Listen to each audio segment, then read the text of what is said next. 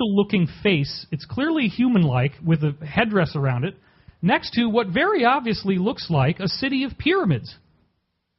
So you notice there's some very, very pyramid-like things here, but let's take a look at kind of a side angle now. You see the face up at the top right, the pyramids down there on the left, and look down there on the right. That one down there is a 5-sided pyramid called the D&M. And this is what it looks like from overhead. Do you think that's some kind of just random crater or mountain? No, come on. And also what we see is that the proportions of the human, the Vitruvian man, like Leonardo da Vinci drew, you spread your arms and legs out, that's what it looks like it's a human being. Now this thing is estimated to be 1.5 miles wide based on the size of the Mars orbiter frames. 1.5 miles wide and probably over 0.5 mile tall.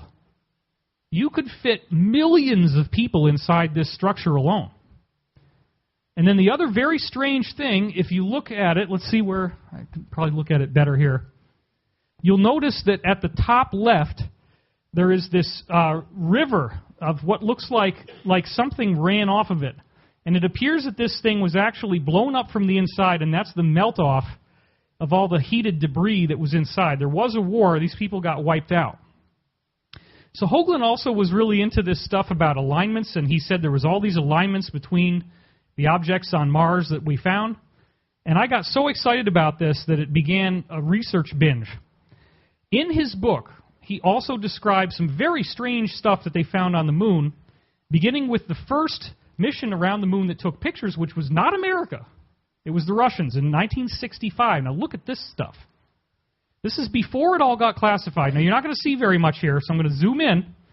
What we're looking at right now is a photo of the moon. Now, that thing on the bottom left, that circle, is not what we're looking at. That is just some instrument that got in the way of the shot. You look down at the bottom right corner of this photo. I'm going to zoom in on it a little bit now. You can't really see it, so I'm going to do it again even closer. There is a frickin' glass dome down there. You see that on the bottom right? On the limb of the moon? It's a frickin' dome of glass. What the heck is that thing doing down there? That's not supposed to be there. And if you look carefully, it used to be a dome. Well, yeah, it got blown up. No, he's right. And this is all going to be part of our story. So this is a smashed-up dome, and this is the physical evidence. Okay, this is 1965, before the government was classifying what they saw. There it is, and it looks like a pyramid. You notice that there's 2 sides that slope up to the same size, and then it's got a flat top just like the ones in Mesoamerica. Very shortly, just a few frames after, the moon rotates a little bit more. That one that we saw on the bottom right is now out of view because it's now covered by more of the moon's size. And then this little guy shows up in the middle on the right. Look at that. You see it over there? Let's take a closer look now. Oh my God. Now this thing is estimated to be miles tall. And you actually have the skeptics trying to say, oh yeah, this is just some glitch in the film. 2 glitches in a row? One that looks like a pyramid of glass, one that looks like a tower? You're telling me that's a glitch? How could this thing be sticking miles above the surface? Now, if these were the only examples, that would be fine, but then we have this very, very strange thing Hoagland found. Frame 4822.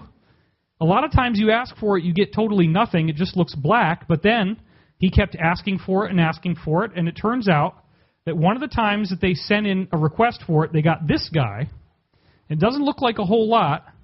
And one of the things that he pointed out here was this weird little area in which you see what appears to be a square clearing right here. And you can see the sides of the square. You also see what kind of look like pyramids, like a row of pyramids here. Okay, that's all fine and good. Some people want to believe that, some people don't. But when you go over here, NASA typically crops it out right about here.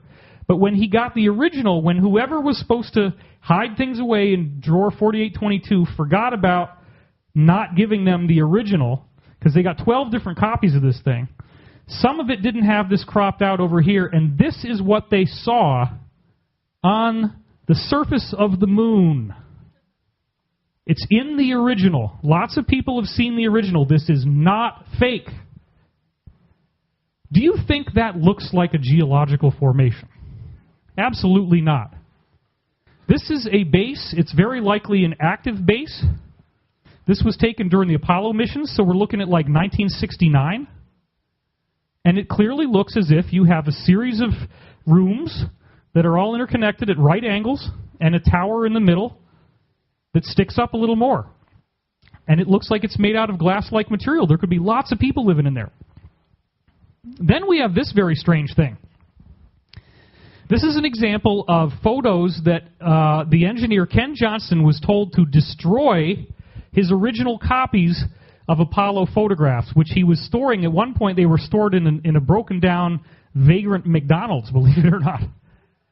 And it was no longer being used, and so there was all these boxes of NASA images of the moon, and they told him, burn them, destroy them. And he didn't, thank God.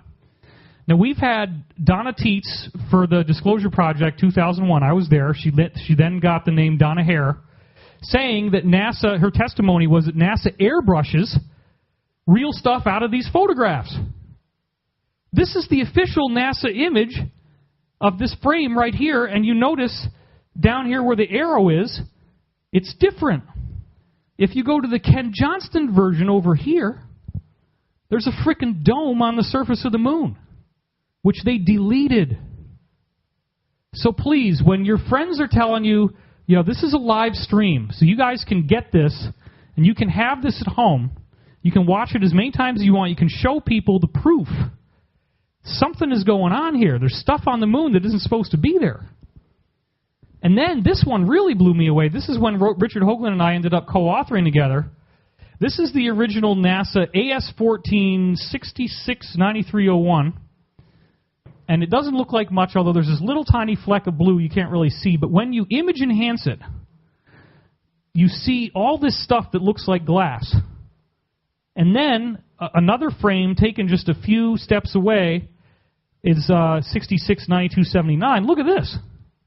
Just with a little bit of Photoshop, all you got to do is use the curves filter, which just pulls out more of what's in the image, and all of a sudden you see glass beams on a massive scale. I mean, this thing, whatever they posed in front of, it is frickin' enormous.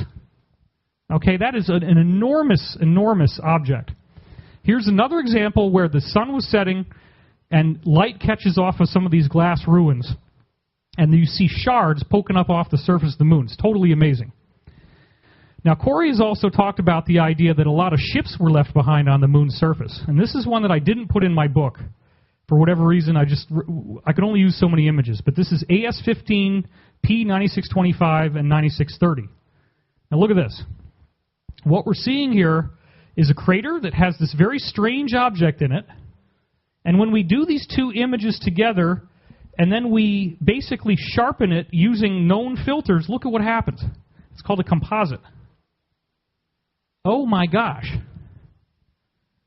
Now, Corey, does this look like anything that you've ever seen? Do you think this one is a real example?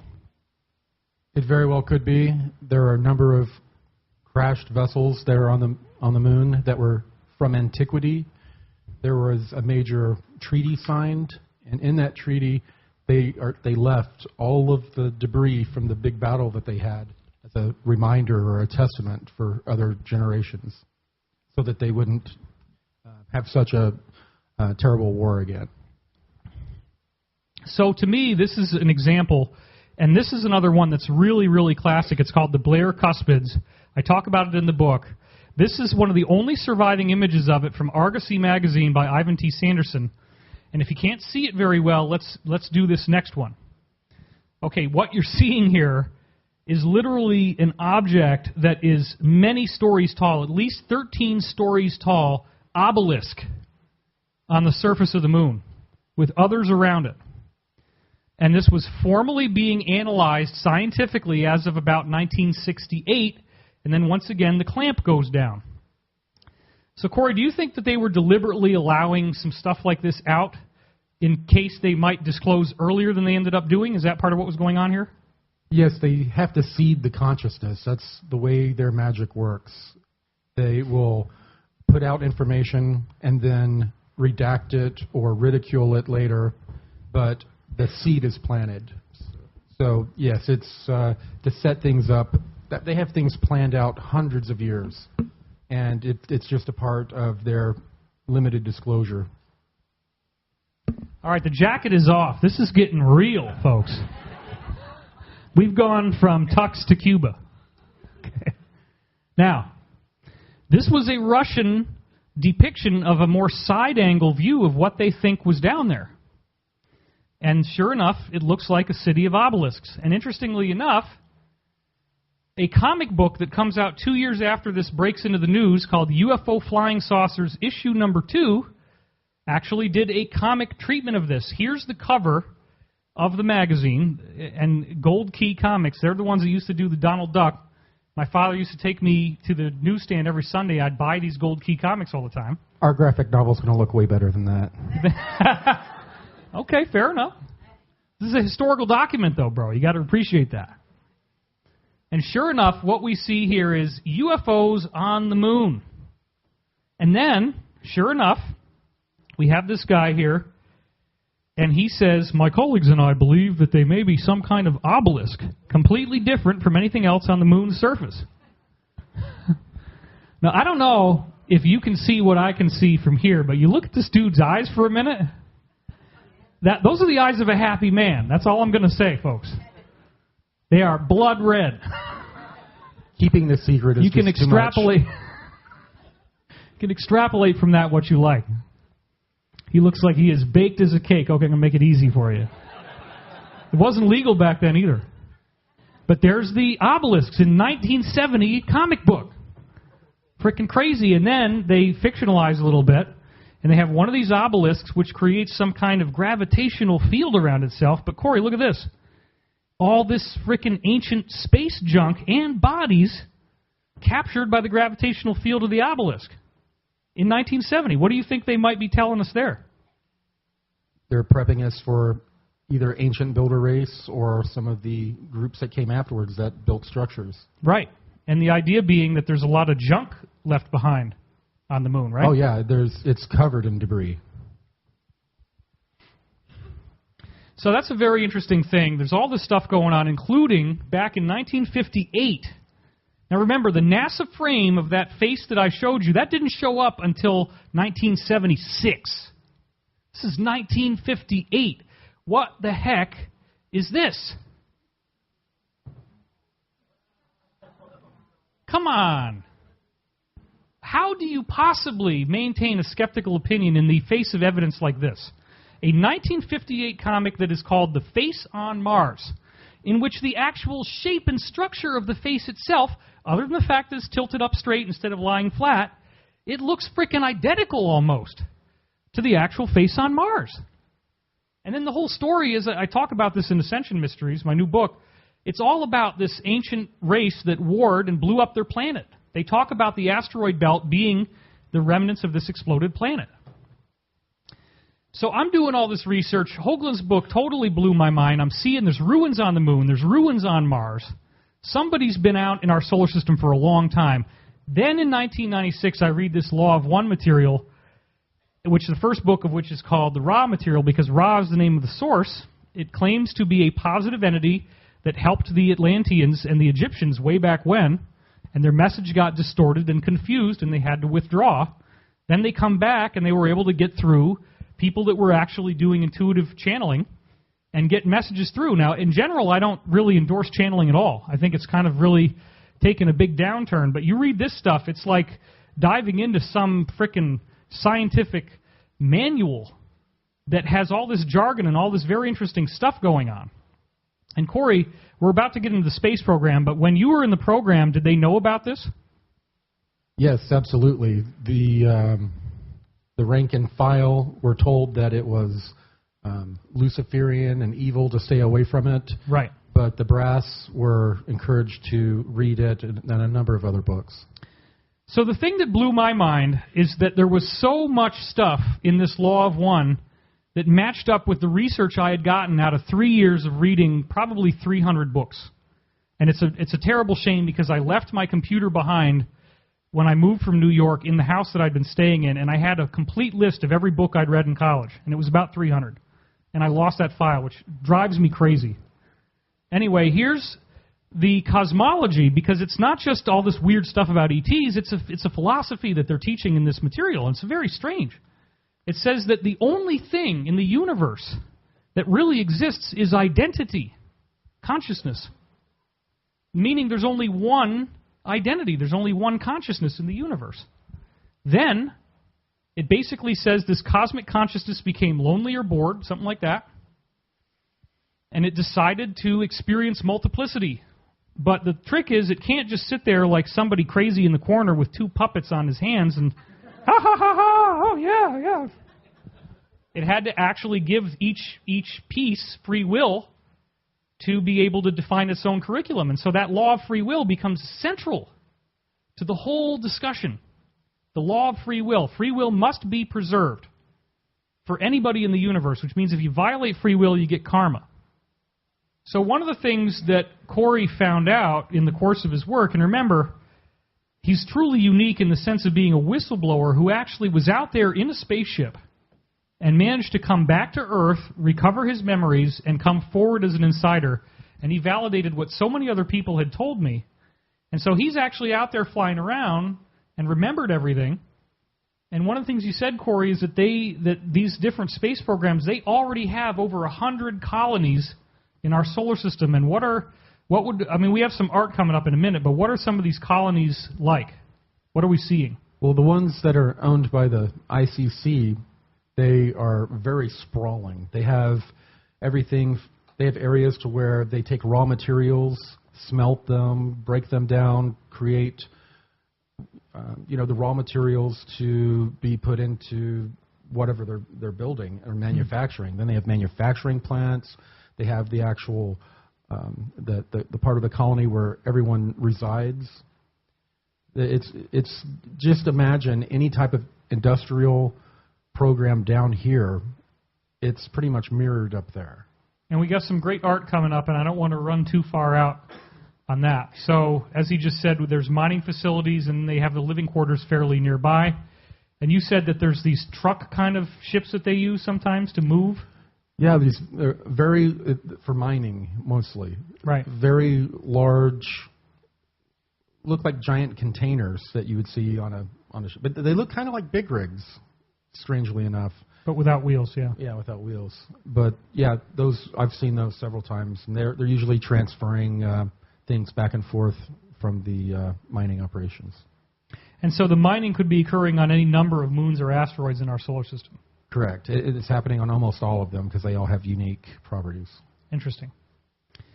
All right, so we also know that there are multiple gigantic manufacturing plants just on the planet Mars alone. There's one less now. There's one less, yeah, after the Mars atrocity. So given that we showed people earlier in this talk the face on Mars, the pyramids on Mars, that stuff's obviously really old. Total Recall, very strange movie, right? They go in, and if you miss it, you don't see that at the end when Arnold puts his hand into this thing, and all the cores go into the ice and melt that ice to create atmosphere for Mars, all the water comes shooting up out of a pyramid. So if those pyramids are still there and Viking photographed them, have we gone back inside? Have we seen what's in there? Can we use it? What's going on with the face on Mars, the pyramids? Well, most of what is on Mars is completely destroyed. You'll see. I mean, it looks like what is it? Machu Picchu. Machu Picchu or Pumapunku. Pumapunku, yeah. Where all the stones are just strewn about. Okay. Sometimes you'll see like a corner of a block sticking up, and it'll look like a pyramid. It's destroyed. It's all destroyed. There's really nothing to go in and look at when you go in there. Well, whatever has been, they have people that come, or not people, but non-terrestrials usually that come and pick through all of that and take what is useful. But yeah, we've found some things that we've removed from these locations. So you can imagine now, I mean, it's got to be frustrating. It's frustrating for me, right? Hearing all this stuff and going, why the F are we not being allowed to see all this great stuff? Why are we being kept in the dark down here? You saw the stuff on Mars. You really think that that's a trick of light and shadow? You really think that those towers on the moon were just because, oh, well, yeah, the camera screwed up? No, this stuff is real. And that's why I wanted to start with some really hard data, because Corey is not alone. We've been hoping that new insiders were going to come forward to corroborate this. We've got people that are starting to want to come forward now. We're getting more testimony, and it all crosses together. There's no way that all these people could be lying about this with all the data in the Law of One and all the provable things that we know. And so this is a really rare and amazing opportunity for us to learn about something that is so much beyond, and I don't want to insult anybody, but you all know, if you've been to UFO conferences maybe even as little as 5 years ago, Roswell again? You know, right, the saucer, look, it's metallic. Oh, my God. Come on, we're done with that. We got to actually figure out why are there so many different types of UFOs? Why do they all look different? And what Corey's revealing to us is, he said, if you didn't catch that, it's very important. Our people in the military-industrial complex space program, the greater one, of course, which is not really the military-industrial complex anymore, it's like a breakaway group, they're working with 900 different civilizations, and that's, as they told you, right, that's the ones that they're really trading with the most. And yes, there are others as well, right? They were actively trading with over 900 non-terrestrial groups. But then there's other groups that are kind of sometimes trading with them as well, right? Yeah, they're sort of like nomadic almost groups, and they make it around to our area, then we trade. So this is where things get really interesting. We're going to start with the one that Corey got introduced to first. As you've heard his story before, I'm sure all of you have. If not, go watch Cosmic Disclosure. We have a nice opening intro that you can see for free on blueavians.com, as he said, BLUEAVIANS.com. You can watch it free of charge. Don't have to sign up or anything. It had a huge number of views online. And he had done these programs in the space program, like we said, going and visiting these colonies. And then he gets pulled back in, starting on February 27th, 2015, only really about 3 months after we started to talk regularly. And he started to reveal all of his information to me. These blue avians, which he hadn't, you had had them contact you at home. That's one of your testimonials. And I remember you wouldn't even tell me about it. No. It was very personal, private to you. You wouldn't say a word about it. Well, for a couple of reasons. When I first got contacted by the Blue Avians, I was concerned because I'd been in all these projects. I'd known about hundreds of different non-terrestrials. Not once have I heard about an 8-foot-tall blue bird. Not once. So, yeah, I was a little concerned. And I definitely was not wanting to go around telling people I was talking to an 8-foot-tall bird, you know, especially when I was just starting to get to know him. Well, I can take anything. I mean, pour me 3 of those, bartender. Whew. Blue bird, got it. Aliens. Just don't drink it at the airport. Exactly. Then, very shortly after they asked this Secret Space Program Alliance, they said, go get this man. His name is Corey Goode. About 3 days later, 2-3 days later, I forget whether it was 28 or 29 days in 2015 or February, but you actually got, well, I say teleported, but that was wrong. It was a transport, right? That was when you had the dark craft. Right. To this Lunar Operations Command. Now, this is brand new. World debut. You guys are seeing stuff nobody's ever seen before. Yeah, it's part of the graphic. You might need the live stream to really get a good view if you're way in the back, but this is what, Corey? What are we looking at right now? This is the Dart, what I sometimes accidentally call a Dodge Dart. But it fits 2 crew in the front, and then in the back there are 3 seats. Not a lot of room for cargo. It's just a transport. This was what was sent to my backyard to pick me up, to take me to several different places, but on this occasion to the Lunar Operation Command. So this is, you said 2 seats in the front, 3 in the back? Correct.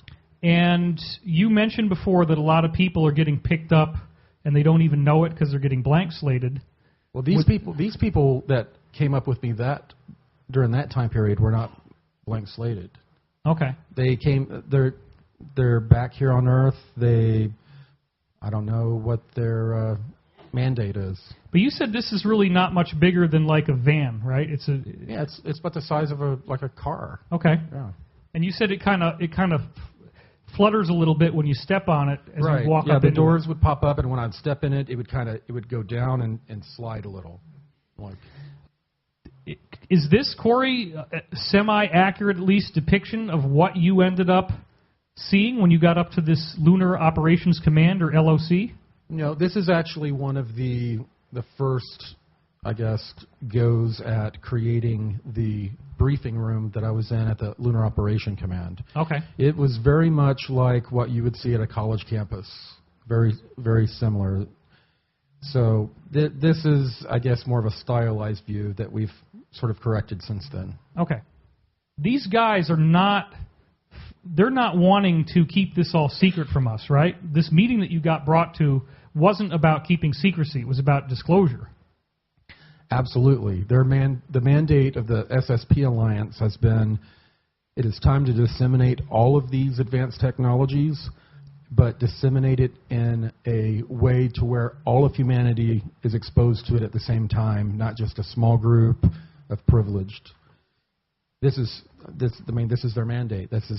They want full disclosure. The SSP Alliance is probably the only group out there right now that's still rooting for full disclosure. And I think we're going to get it. I think we're going to get it. Okay, so the Sphere Being Alliance ties back into a bunch of actually visible things, and I did it last year. We're only going to do a couple now, because people always complain, oh my God, he repeated information. But what started to happen in the late 1990s is that these gigantic planet-sized objects were seen around the sun, in some cases flying into the sun. Here's an example of two planet-sized objects colliding with the sun, and NASA says it's a complete coincidence that these things collide with the sun, and then the sun has an emission. And we're not doing that. No semen jokes or anything like that. Okay. He tells the joke without telling the joke. I'm not going to tell you how stupid you are. Same kind of thing. Oh, they already know. They already know. Look at this. This is an animated GIF file of two gigantic objects. It's fast, but you can see these two things go crash into the sun, and the sun belches out this huge blast of light and fire, and NASA says, oh, those two events are completely unrelated. Okay, now what do they try to do? They try to say, oh, well, these are just a couple of comets. Okay, well, I don't think so. But, anyway, here's one of the ones that's really stunning, and there's a bunch of these, and in the future we're going to present them all much more streamlined. We're getting to that. July 31st, 2002. If you look carefully, what you see here, this is, there's two white flecks. It's going to be hard to see this from the audience, but if you're on the live stream or you have it, you order it at home, you can see this. You see there's a white spot on the left and a white spot over on the right. Now, the white spot over on the right is a planet-sized object that is not supposed to be there. The one on the left is Mars. The one on the right is what this guy, Kent Stedman on cyberspaceorbit.com, he's now deceased. He was the guy following this. He was calling them sun cruisers. Now, you'll notice there's a white line through the middle of it. That is because it's so bright, it's overloading what's called the CCD sensor on the SOHO satellite that took this picture. There is no actual line around this thing. It is just a gigantic planet-sized object. And these things are flying around the sun. Now look at this. The very next day, August 1st, 2002, remember, because it was July 31st, now it's August 1st, we go back, and there's Mars parked in the exact same position, and the planet-sized object on the other side is totally missing. And then a lot of times, this would happen, the SOHO would capture these, and then there's an accident. The sensor breaks down. Oop, we got to take it offline. So, Corey, there it is. I got to stop doing that, man. Damn. Okay, so there it is. July 31st, you can see the little white dot on the right, and I'm going to hit it again, and boom, the very next day it's gone. But Mars is parked right where it always was. And there it is again on the right, and notice where Mars is on the left here. It doesn't even move when I hit the button. But this other object disappears completely. Okay, so you were one of the ones that informed me that people were aware of these things, besides just guys on the internet saying, "Oh, it's a big spaceship around the sun." What was the view on the inside when these giant spheres started to show up? Originally, when the spheres started to show up, there was a lot of excitement. They thought it was the return of the Sumerian gods and the people that they were very willing to worship and work with. But these spheres came into the solar system, parked, then cloaked, and then didn't answer any hails, any communications. So immediately, how many spheres? In the beginning, it was like 100, and then they just kept on pouring in and pouring in. And they could tell that they were lining up equidistantly all throughout the solar system. So military-minded people are thinking, this is an invasion. Maybe we should attack them. Let's get ahead to that slide because we have that here. That was one of the original art things that you commissioned. Yeah, it's really old. Yep. So the cool part is that when you actually get brought up there, some of what starts to happen is that you're getting these spheres actually showing up in your house. And tell us how that transport system worked. What was the experience that you had? It is a blue sphere will appear in my house, an orb, and it'll zigzag around almost like a ping pong ball bouncing around until I indicate that I'm ready for transport. Usually I have to take off my electronic watch. I can't bring any electronics. So I prepare, and then I indicate that I'm ready. I put on clothes. There are many of the times I've told the stories about going different places, but I don't talk about my hair sticking straight up. And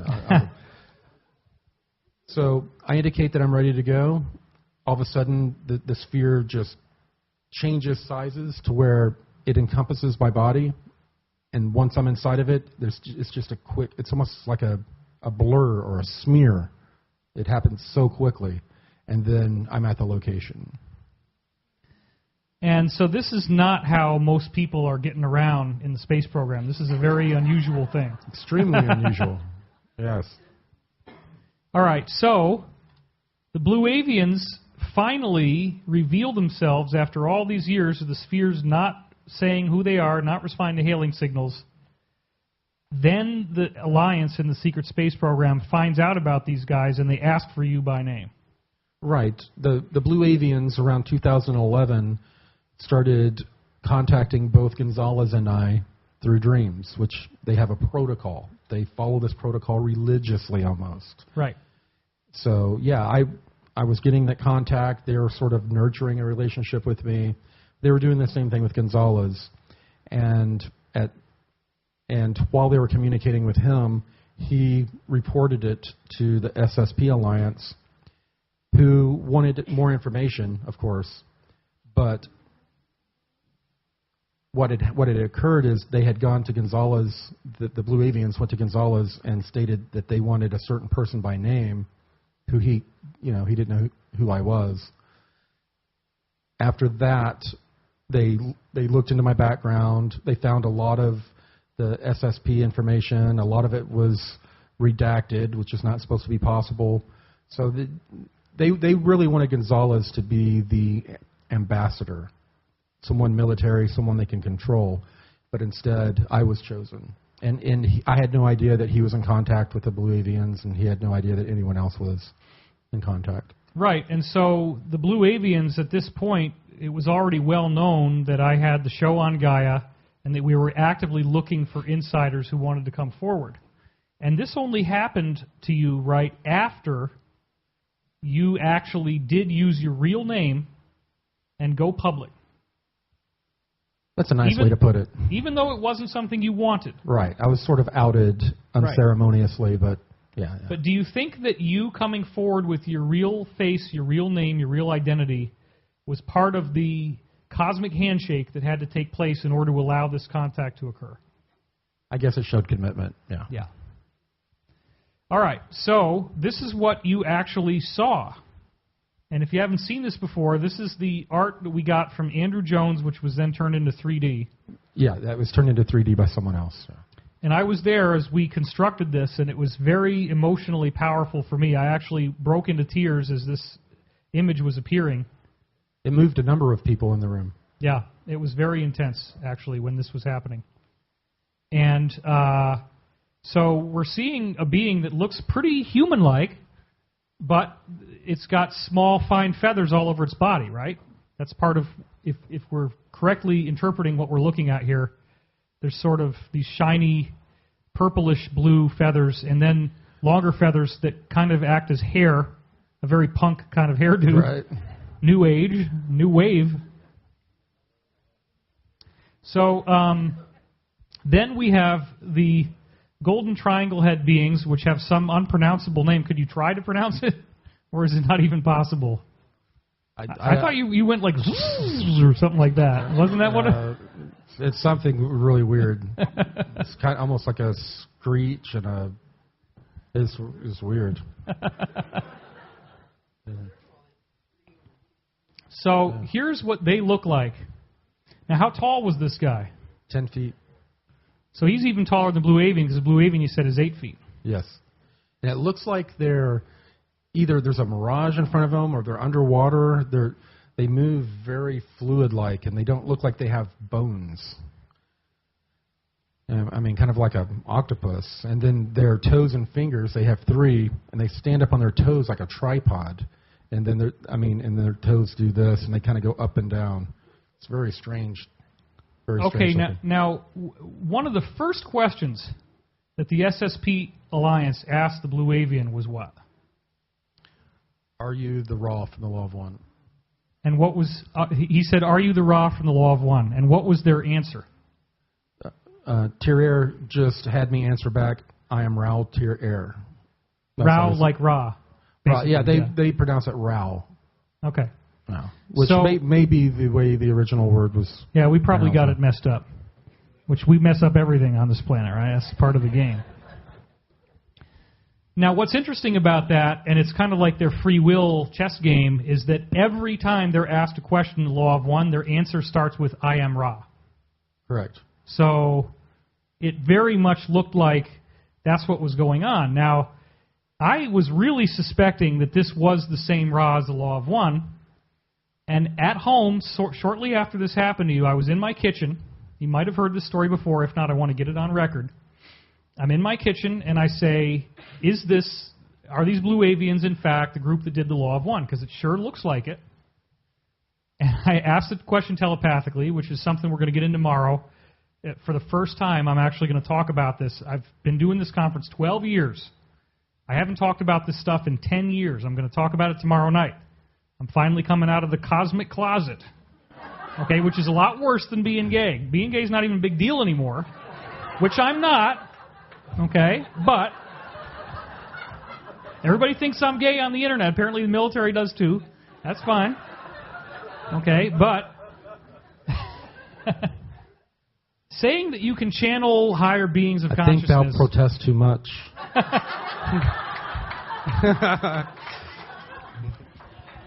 We're not going there. This could get into a big, big thing. So, I had this experience of doing psychic readings, and I actually ran a business from 1998 to 2005 with 500 paying clients, people bursting into tears. I'm speaking on behalf of higher beings of consciousness, telling people things that predicted the future. There was one lady who had all these poems that she'd written. They actually started to quote from her poems, which I didn't even know she wrote poems. Not only did they quote from the poems, but they explained to her what they meant. So this was an experience I had. That's not you. Okay, I was like, uh-oh. If he's doing that, I'm dying on stage, right? They quoted from her frickin' poems, and this didn't just happen once or twice. This happened a lot. And so, of course, when I'm on the George Norrie panel tomorrow at 2 o'clock, he's obviously going to bring up, so, Edgar Cayce, right? Oh, man, really? You going to do that again? Every frickin' time. Yes, I'm going to show you again tomorrow night the facial similarity of myself and Edgar Cayce because it's time. So many people don't want me to talk about this that Corey didn't even know about it. Believe it or not, when we actually did our last taping, I sat him down, I explained to him this whole Cayce thing, and he hadn't even heard it before because I've totally avoided talking about it. So I was in the kitchen, and I still can get access. It's not as much as I used to do. I had some very bad things happening in my life, and I didn't dare try to do this because you have to have a really sacred consciousness or it's not going to work. You're going to get the wrong channel. And I did not want that. So basically, after about 2005, I pretty much discontinued it because my life started to get really intense. And I didn't want to try my fate with the wrong side of the fence. But I can still get little things, and I'm trying to build it back to the point where I have the right consciousness to do it properly again. So I'm in the kitchen, and I say, okay, are you guys the Ra from the Law of One? And I wait, and I listen, I meditate, I get deep, and I hear 3 words. Go outside now. You didn't answer the question. Are you the Ra from the Law of One? Go outside now. Sounds like a text you got from me at Contact in the Desert. That's similar, yeah. 3rd time, are you the Ra from the Law? Go outside now. Okay, freaking fine, I'll go outside. Walk out the front, and I filmed this, and at some point I'm going to use the film. There is this huge freaking rainbow in the valley. This big, full arc rainbow. And then another time later on, when I ask the same question again, and I'm on a walk, boom, I turn the corner, and there's another big rainbow. And then Corey and I were talking about this. Remember this? We were at a restaurant. I'm not going to say which one. We're at a restaurant in Boulder because it's like product placement if I give the restaurant name. We don't need to give them free publicity. But and we're talking about the same thing, and we freaking walk outside, and there's a double rainbow again. So it's happened 3 times. I was quite amused at the people around's reaction when you started jumping up and down. A rainbow, a rainbow. Double rainbow, dude. Yeah, interesting looks. Oh, my even in God. Yeah, one guy asked you, is that your God? That's right, he did. Yeah. He did. That was funny. And remember there was a little girl in the restaurant that started, oh, the bird, the bird. That was another really weird synchronicity. We get these weird synchronicities, and so I ask the question, and they say, go outside now, which seems like the rainbow's the answer, and the answer is yes. But again, it's like this weird thing where they don't really say it. Never a direct answer. But eventually, they did tell you flat out, yes, we wrote the Law of One. And that's a huge development for me. Because it explains, okay, yes, they're the group, they're the ancient builder race. Law of One says they started on Venus 2.6 billion years ago. They built all these pyramids everywhere. They took off, they ascended, but now they become what's called the Guardians, right? And they've come back in these giant spheres. So when these guys in the SSP Alliance were asking them, why did you come in these giant spheres? What's the purpose of this? What was their answer? To attenuate the energies that are coming from through the cosmic web, through our sun. Right. Because we wouldn't be able to handle it in our current state. Attenuate means to kind of like control it and modulate it so it doesn't happen too much at once. Right. If they didn't use these spheres, and we're talking about the Mayan calendar end date, of course you guys all know 2012 was a big flop, but look, the science was so good that I was going forward with this year after year leading up to 2012. 2012 was not a big flop. What was supposed to happen happened. We were just all wrong. That's interesting. Yeah. That's also during the time that the sphere started coming in mass into the solar system. So, you know, a lot occurred in 2012.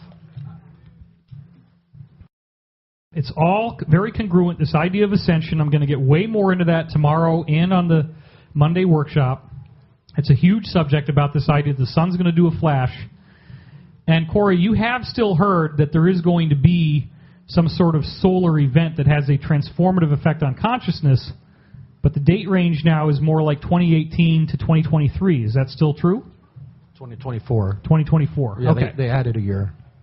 So, look, all this stuff, if you've seen my scholarship, we have extensive documentation of so many ancient cultures predicting the sun is going to do something huge and that it transforms the very essence of what it means to be human. It totally ties in with the idea of the Tibetan rainbow body. There's 160,000 documented cases, as I always say, of people meditating for 12 or 13 years. If you can only have loving thoughts for 13 years, then you get to ascend anytime you want, which is very difficult. It took me 2 hours to get here in the traffic today in the rain. So we start the clock today. And we'll probably start the clock again tomorrow and start it again the next day.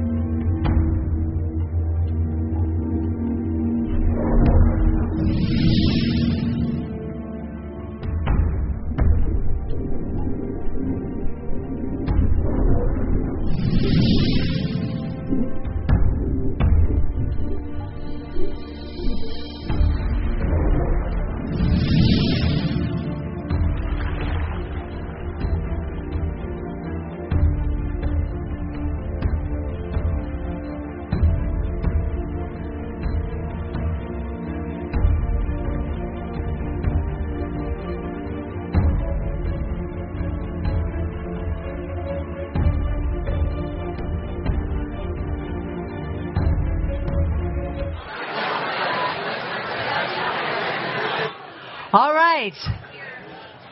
3-time best-selling author, star of TV, film, the one and only David Wilcock.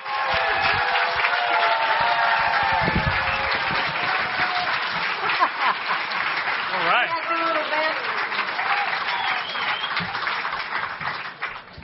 How's everybody feeling out there? Are you ready to rock and roll? All right. We now have absolute confirmation from 4 different sources on the inside that 47 top-level Washington, D.C. pedophile prosecutions are going to be filed next week. It's backwards, guys. Can y'all read backwards? I don't know. I think we might have a technical glitch. It looks good to you back there, but it doesn't look good to everybody else. I'm just going to clue you in. At least we got something. Warts and all, the David Wilcock Show. How amazing is that shit? Now look, I don't support what these people are doing at all. This is a very, very horrible thing. But as you all know, I've said this so many times, it's if you throw up, you'll feel better.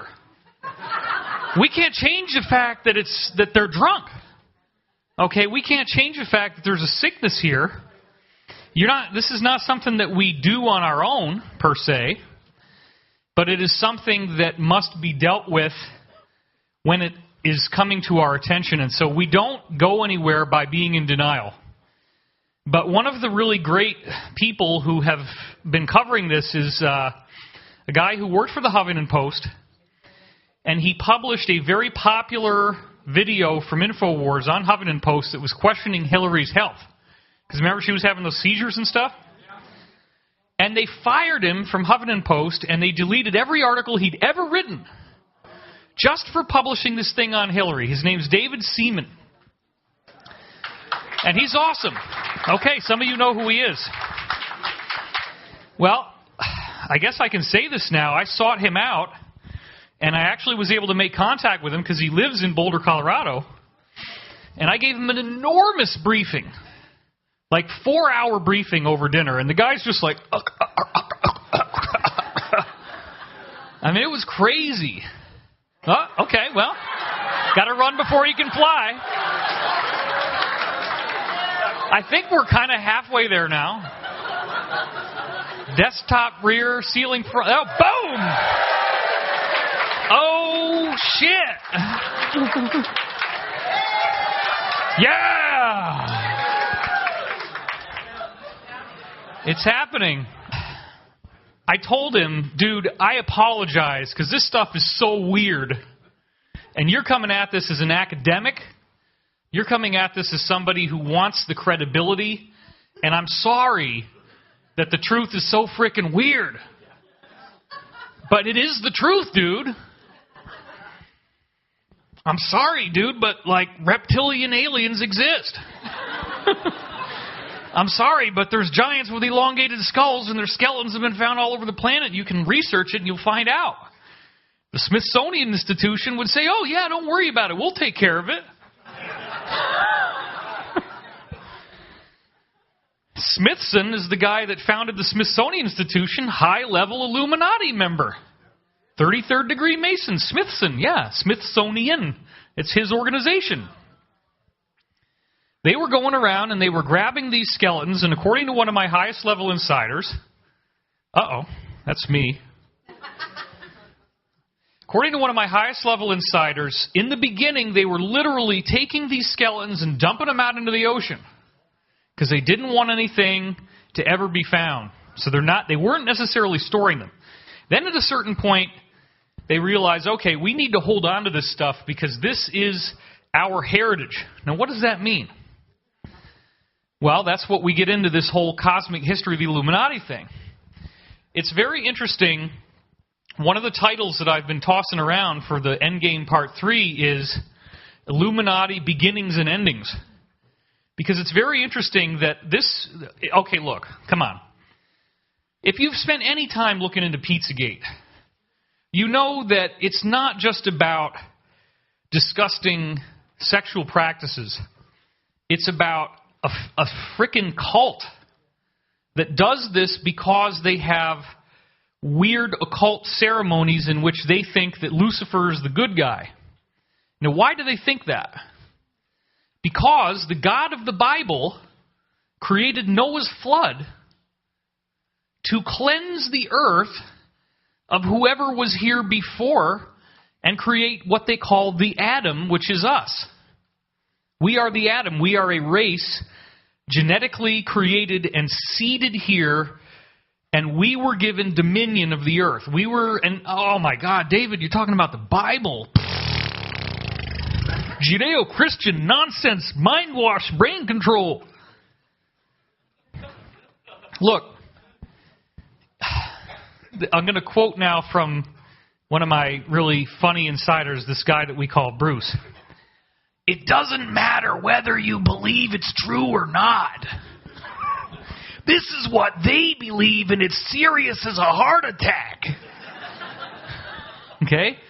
So these people are really into the Bible. They really take this stuff in the Bible seriously, and we're going to see some of the hidden quotes that you don't usually find out about in what's called the Book of Enoch.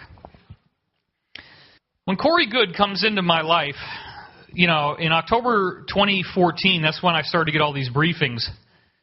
It was soon followed early in 2015 after he revealed all this stuff about the secret space program to me, which most of you already know, and we're going to cover some of it again. I did a wonderful thing last night. How many of you saw it last night? Okay, did you like it? All right. I thought that was a pretty bomb-ass talk. Thank you very much. That's what I kept hearing. Everybody's like, oh my God, oh my God, oh my God. Yeah, I know. The truth is amazing. It's embarrassing to try to explain to somebody like David Seaman, who's totally new to it. It's like, well, yeah, okay, well, the military-industrial complex has 100 mining colonies throughout our solar system and many others, and they're working with over 900 different types of aliens. And you got to kind of do the 10% rule. You give people a little bit, see if they can handle it, and then give them 10% more, 10% more. Don't just do a big freaking cosmic download without taking a breath. It's probably not going to work. Oh, I can do it. So we have these beings show up, and we don't really know who they are. They show up only for the first time after they used Corey as their messenger. And Corey had just come forward with his real name as a result of circumstances outside of his control. And they immediately sound like the Law of One material. They have the bird-like appearance, and Ra in the Law of One says that the hawk is their totem, it's their symbol. So right away I'm thinking, okay, there's something going on here with the Law of One. And the first question that was asked by the Secret Space Program Alliance, the people that are now trying to declassify all this amazing high technology we talked about last night, that almost all of you seem to have seen it, so I don't need to repeat myself. And also, if you're watching the streaming, people get mad if you say any information twice. That's not new information. Okay.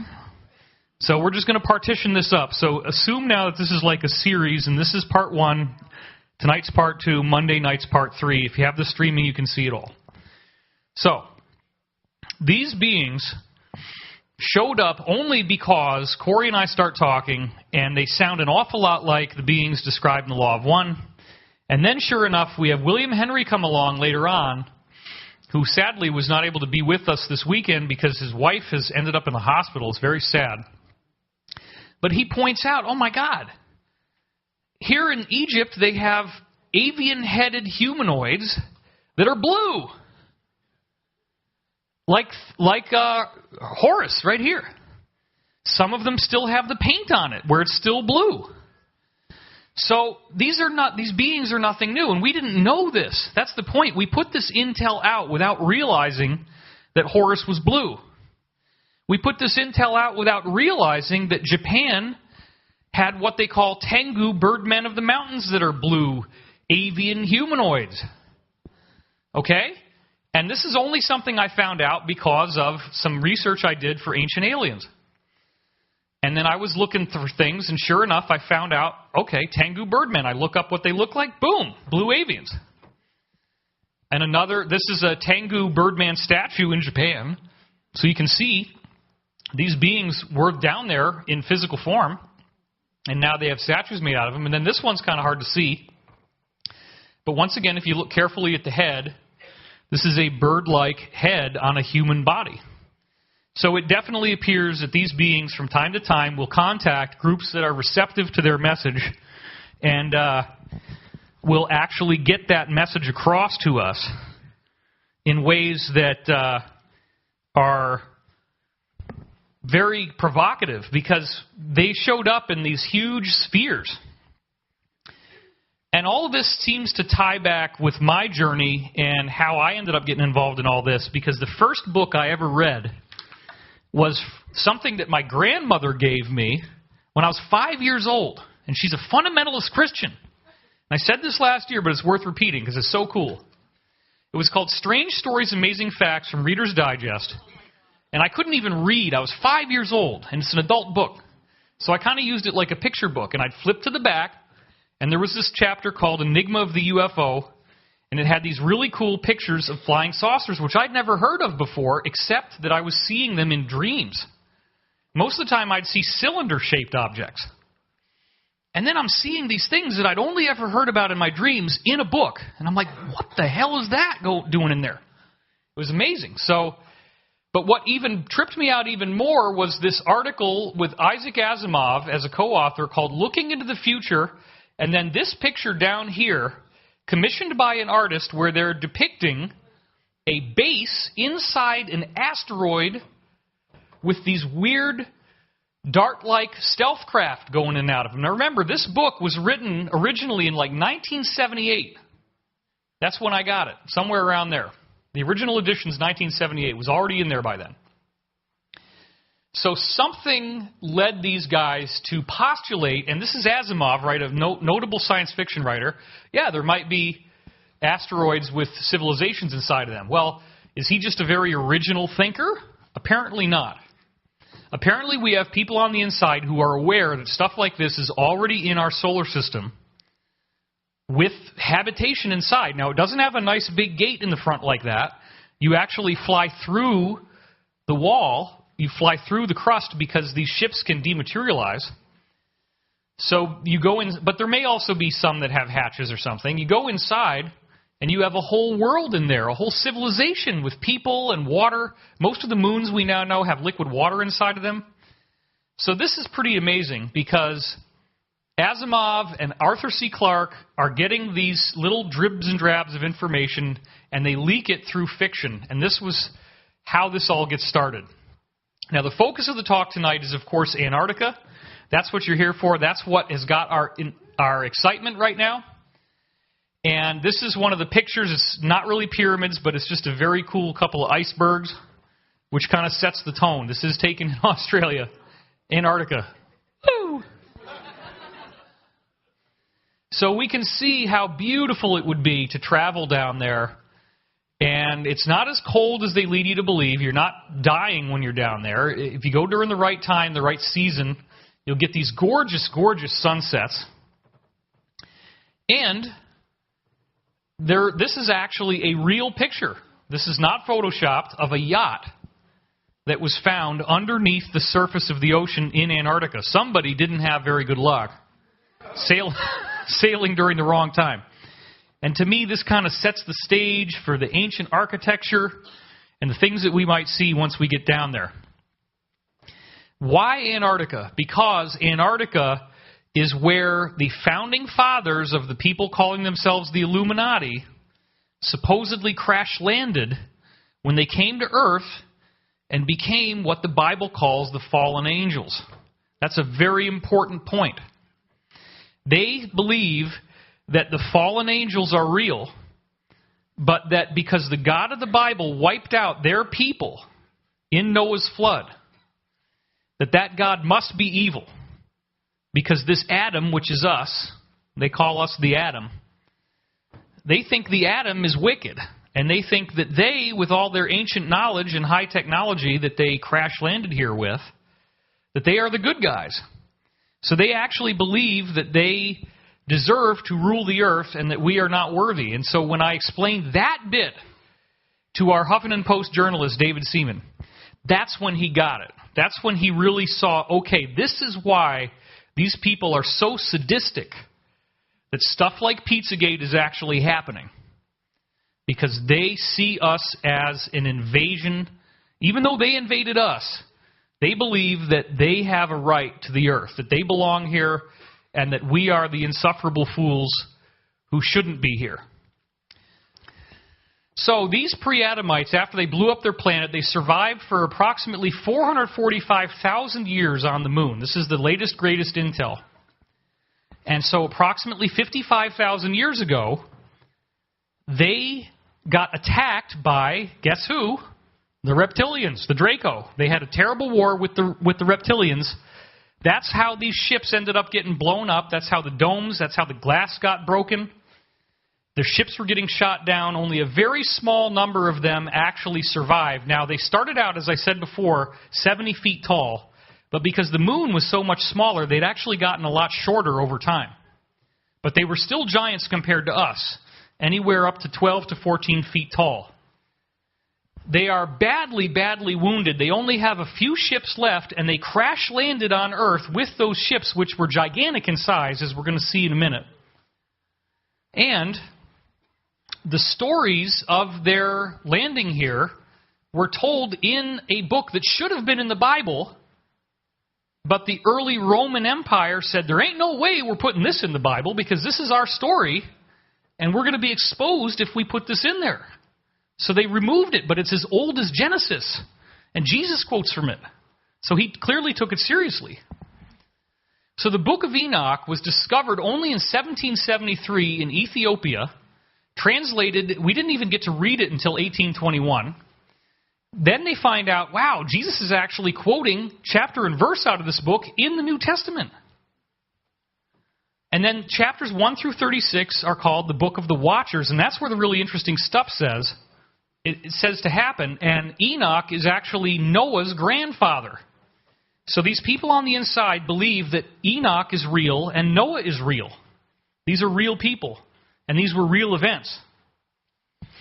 Noah's flood is the Atlantean flood, and it's older than we think. It was 12,500 years ago. So in the Book of Enoch, Enoch is basically working with these benevolent extraterrestrials, which very likely were the Blue Avians, same beings, and he's working with them, and he asks them if they will spare the lives of these people called the Watchers. Now, the book says there was 200 of these Watchers. I don't really think that's true. The data suggests there were a lot more. But there were a small number of these people that survived. They crashed here, and according to the new intel, they immediately set up cloning facilities and built lots of bodies for themselves so they could spread across the earth. And they crashed here 55,000 years ago. That's when this all started. So, the Book of Enoch goes on to say that the fallen angels created great giants whose height was 3,000 ells, Enoch 7:3. An L appears to be the distance between the elbow, hence L, and the tip of the middle finger, or a cubit, it's also called. And it's probably not really accurate because 3,000 L's based on that would be like 450 feet tall. Okay, so it's likely an exaggeration, but they were large, of course. We know they were large. This is probably something that was greatly mythologized by the point this book was written. It says in Enoch 7:5-6 that the giants began eating people on earth. They were cannibals to the humans that were supposed to be here. They begged God for forgiveness. Enoch was used as their middleman. That's 13:4. And they got turned down.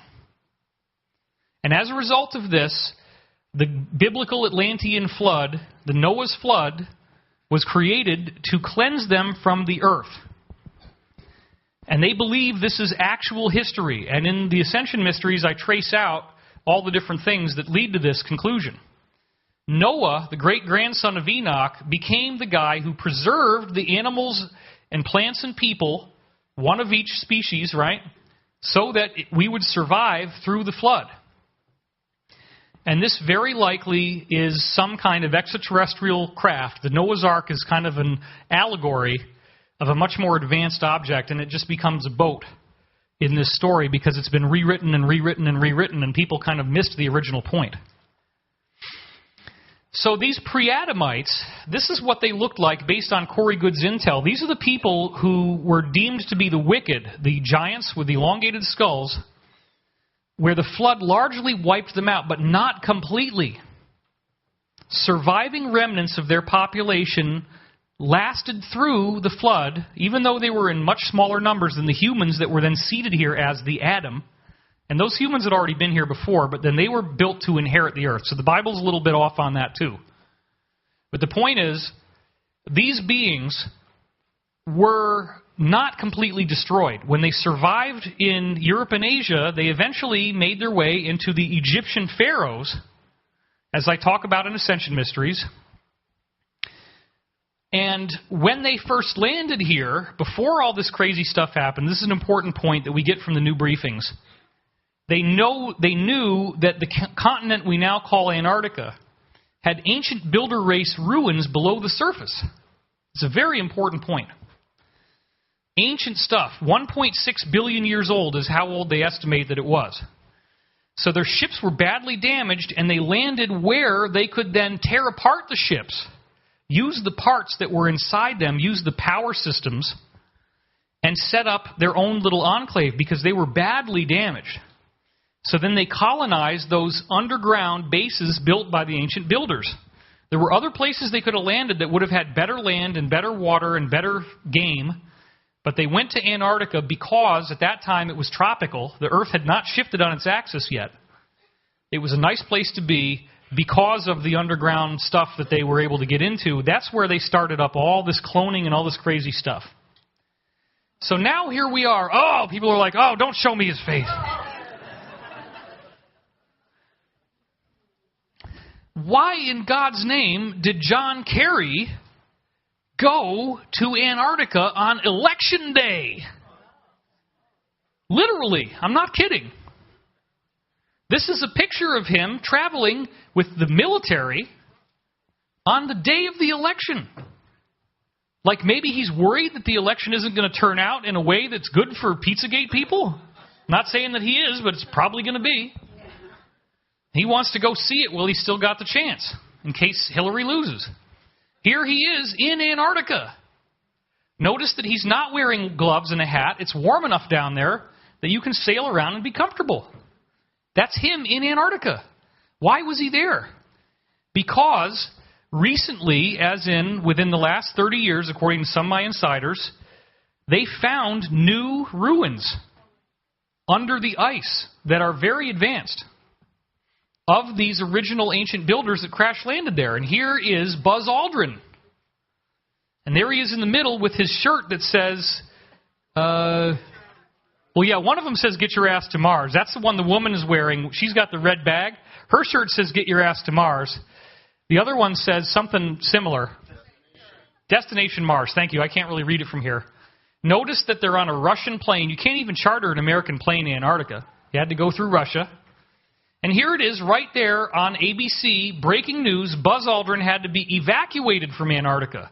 86-year-old fell ill while visiting the South Pole. We didn't know why. And you're going to find out later, teaser. You're going to find out why he had to be taken out. It's amazing. Wait till you hear that bit. And there he is. It is actually true. If you watch the film Total Recall, Arnold actually does say at one point, "Get your ass to Mars." And it's such a weird, stupid one-liner that it became a shirt. Now, why? Think about this for a moment, folks.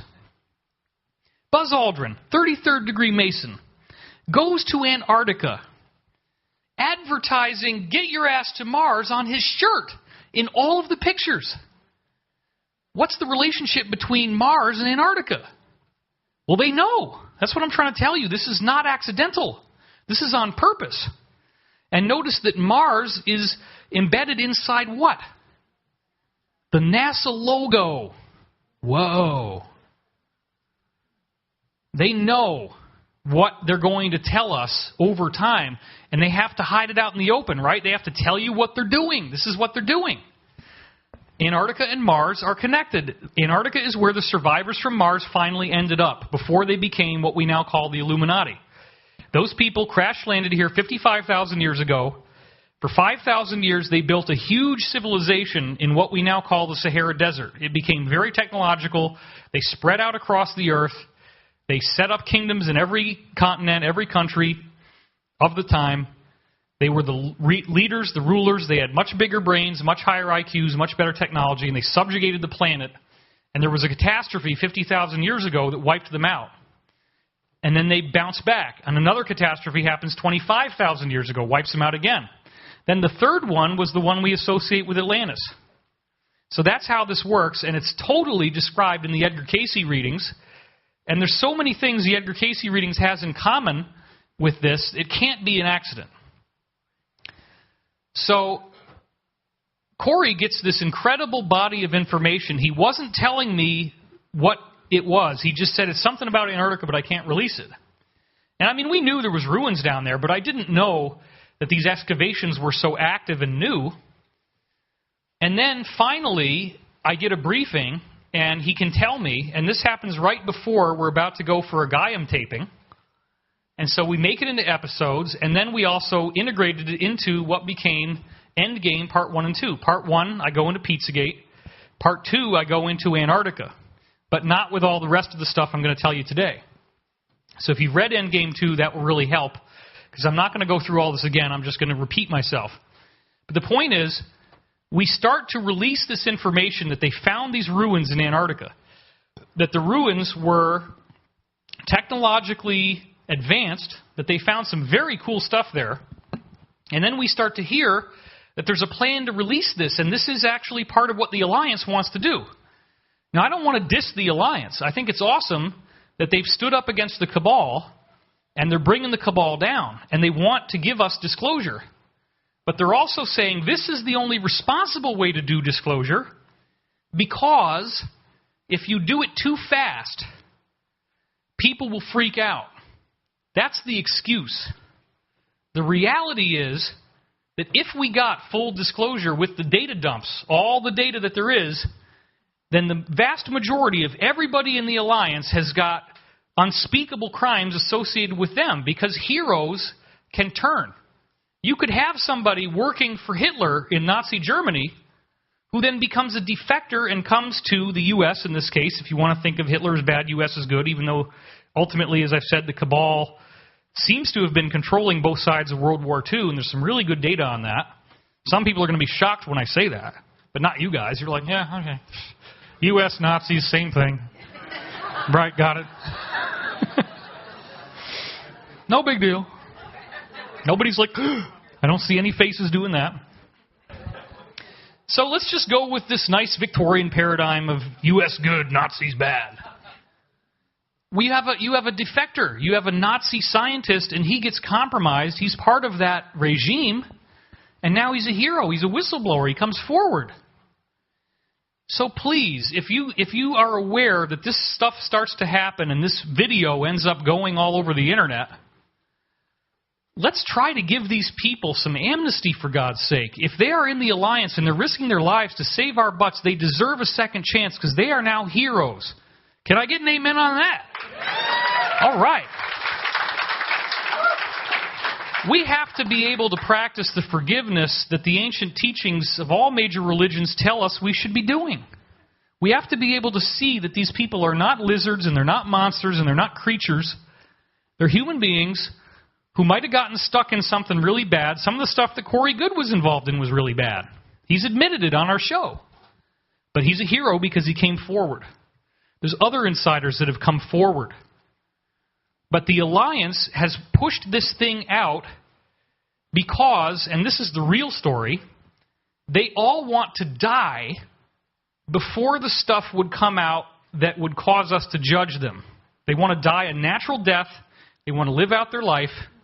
And I understand that up to a point. I do understand why they would want to push this thing out 50 years, maybe even 100 years. And drib and drab it out, okay? But here's the thing. Our planet does not have that time. What the hell did we just hear about Fukushima? Right? It's frickin' 560 whatever sieverts per hour, which means that the robots would break down in 2 hours. A human being exposed to it for a flash is instantaneously dead. We have technology that can dial out that radiation like nothing ever happened. It's already there. That's known. The good old insider Henry Deacon told me that people that go into space, they have a little pill that you can take. And once you've taken this pill, you're essentially immune to radiation. You can get a massive dose and nothing happens to you. They have these very thin coatings that they can put on the outside of ships, even including our own NASA space probes. They had them too, because otherwise those guys would have been hash browns inside there, literally. That's why people say, oh, we never went to the moon. And one of the reasons, radiation from the sun would cook you if you don't have the atmosphere. Well, yeah, that's true. But what they don't know is that it was coated with this special polymer that totally shields radiation. So we have the technology. So look, you guys, I understand and I get it. You don't want to have embarrassing information. There's going to be a witch hunt. You probably will have to be, if this does happen with full disclosure, okay? You guys are going to have to end up going somewhere that you're safe from the torches and pitchforks of the masses. I get that. And I apologize because people will be like that. They're not going to like what they hear. But I will be one of the ones supporting you as heroes and saying that you deserve clemency. And this audience also, as you just said, how do you feel about them being heroes if they're going to save the planet for us? Absolutely. They need our support. They need to see that we're not going to see them as creatures and monsters, that we're ready for the truth, even though it's going to hurt. And this truth is something that they very much know to be true. So we get this briefing from the Space Program Alliance because people at that level, where they've got all this really advanced technology, they want the whole disclosure to come out. And that's what we're fighting for. I believe that we will heal from this, and when these people in the Alliance are kept in safety, that they can eventually be forgiven and brought back out, and we're not going to try to kill them. Because the things that we're going to get as we get full disclosure will quickly make us capable of forgiveness. Because imagine if instead of having to drive home tonight, you just portal back home. If you have a little pocket portal, boop, off you go. That really didn't sound good. I promised I wasn't going to do a dick joke. That's 2 of them. Wow. It's hot in here. Can you imagine being at home, having a portal device in your home, and getting to travel out to a base on Pluto and come back in time for dinner? And get to meet all your cool new friends who are ETs. And get to see things that are so spectacular that you're literally shedding tears in amazement at what you're looking at. If we get to that point where you have a materializer in your home and you think about the best meal you've ever had in your life and you hit the button and boom, there it is. Perfect. And it digests into pure nutrition in your body, cleans your mouth as you eat it, and leaves no waste products behind. And you don't get fat. You don't lose your teeth. You actually gain dental health. I think we'd start to feel a little more forgiving. If you got anti-gravity and you have your hoverboard that's a real hoverboard, not the frickin' thing that blows up under your feet. We saw this guy smoking weed on his hoverboard. It's true, it actually did happen.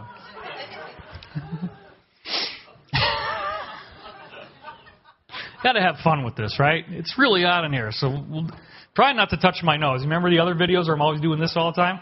It itches, but I'm not touching it.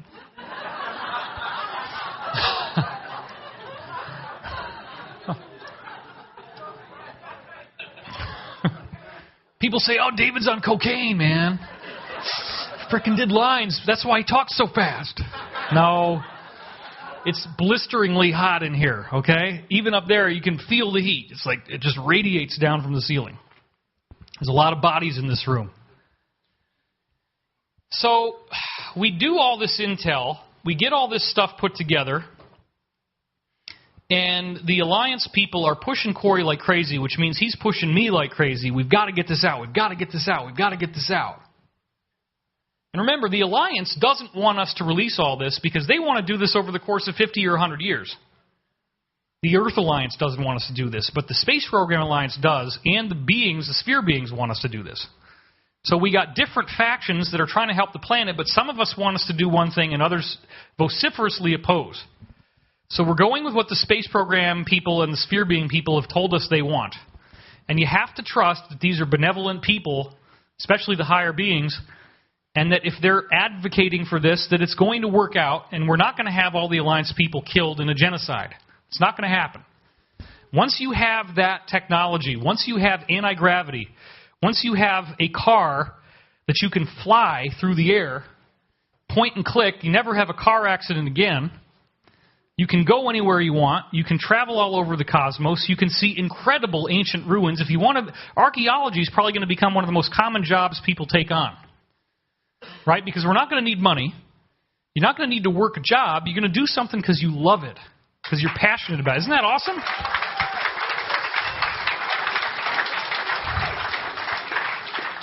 I would definitely get my ass to Mars. I want to see those pyramids. I want to see that face. I'm going to put on my spelunking hat with a little light on it and a pick, and I'm going to be in there frickin' looking for stuff. There's entire areas inside the earth of ancient cities that they've barely even explored because they don't have the staff. With all this technology just sitting around waiting for us to look at.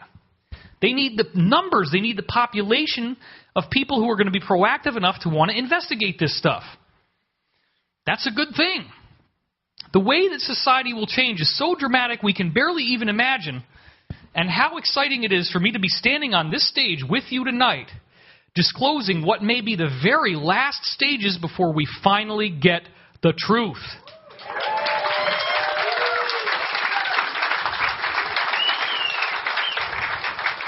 Amazing. David's a conspiracy theorist, man. Nothing's ever going to happen. He's just lying. He's just trying to sell books. Yeah, right. Like, selling books makes a lot of money. The publishing industry is basically dead. I still do it because I want to get information out, but it's basically, when you add up the hours that it takes, it's almost not much more than minimum wage, really, honestly. And I'm one of the top-selling authors, so anybody else who's writing a book, please help them buy their book because they need it, okay? Nobody makes money writing books anymore. It's almost a dead art. So, if this was just a story, just a conspiracy theory, it doesn't explain, okay, why did Buzz Aldrin go down there? Why did John Kerry go down there? Why did the Pope go down there? Yeah. I mean, this is all the Black Pope, right? Some of this is classified. A lot of these people didn't go on a public basis. But they're all going down there. They're all really excited about this. So we're told, hurry. And it freaked me out. I mean, I worked my butt off. And we got it out on December 11th. And literally, I am not kidding. Well, this is the video that we made a few days later. And it was wildly successful. Over 1 million unique views. So this really got out to the public big time. 2 hours after my article came out is when the first thing showed up. And, big plug here, if you go to dwilcock.com, the actual mixed and mastered MP3 of Endgame is available. You just put your email address in. It's free. You can listen to it in the car. It's awesome. And also, thank you. And it's really important to do those emails because they have been hacking my site like crazy. We had to turn off the entire discussion forum. We had to delete 10 years worth of, well, we have it in the hard drive on our server, but we had to take it offline. 10 years worth of everybody's discussions. Because somebody put malware somewhere in there, and Google says, oh, your site links to malware, you must be hacked, oh, we're going to ban you. So this is how they take your site offline. All you got to do is have a discussion forum or a comment section, and one thing goes in, and you're done. 2 hours after we put this article out, tabloids start saying exactly the same thing, and it ended up on the front page of Drudge Report. Now, here's the shrinking reindeer from global warming, which is a sad story in and of itself. But then there it is in italics. The lost city of Antarctica, massive ancient civilization, lies frozen under ice. Holy shit. 2 hours after my article comes out? Is that a coincidence? Come on. No. This says the lost city of Antarctica. Shock claims massive civilization exists beneath a mile of ice. Antarctica is hiding a huge city underneath more than a mile of ice, according to incredible claims. December 11th. Artist's impression of a doorway to Atlantis.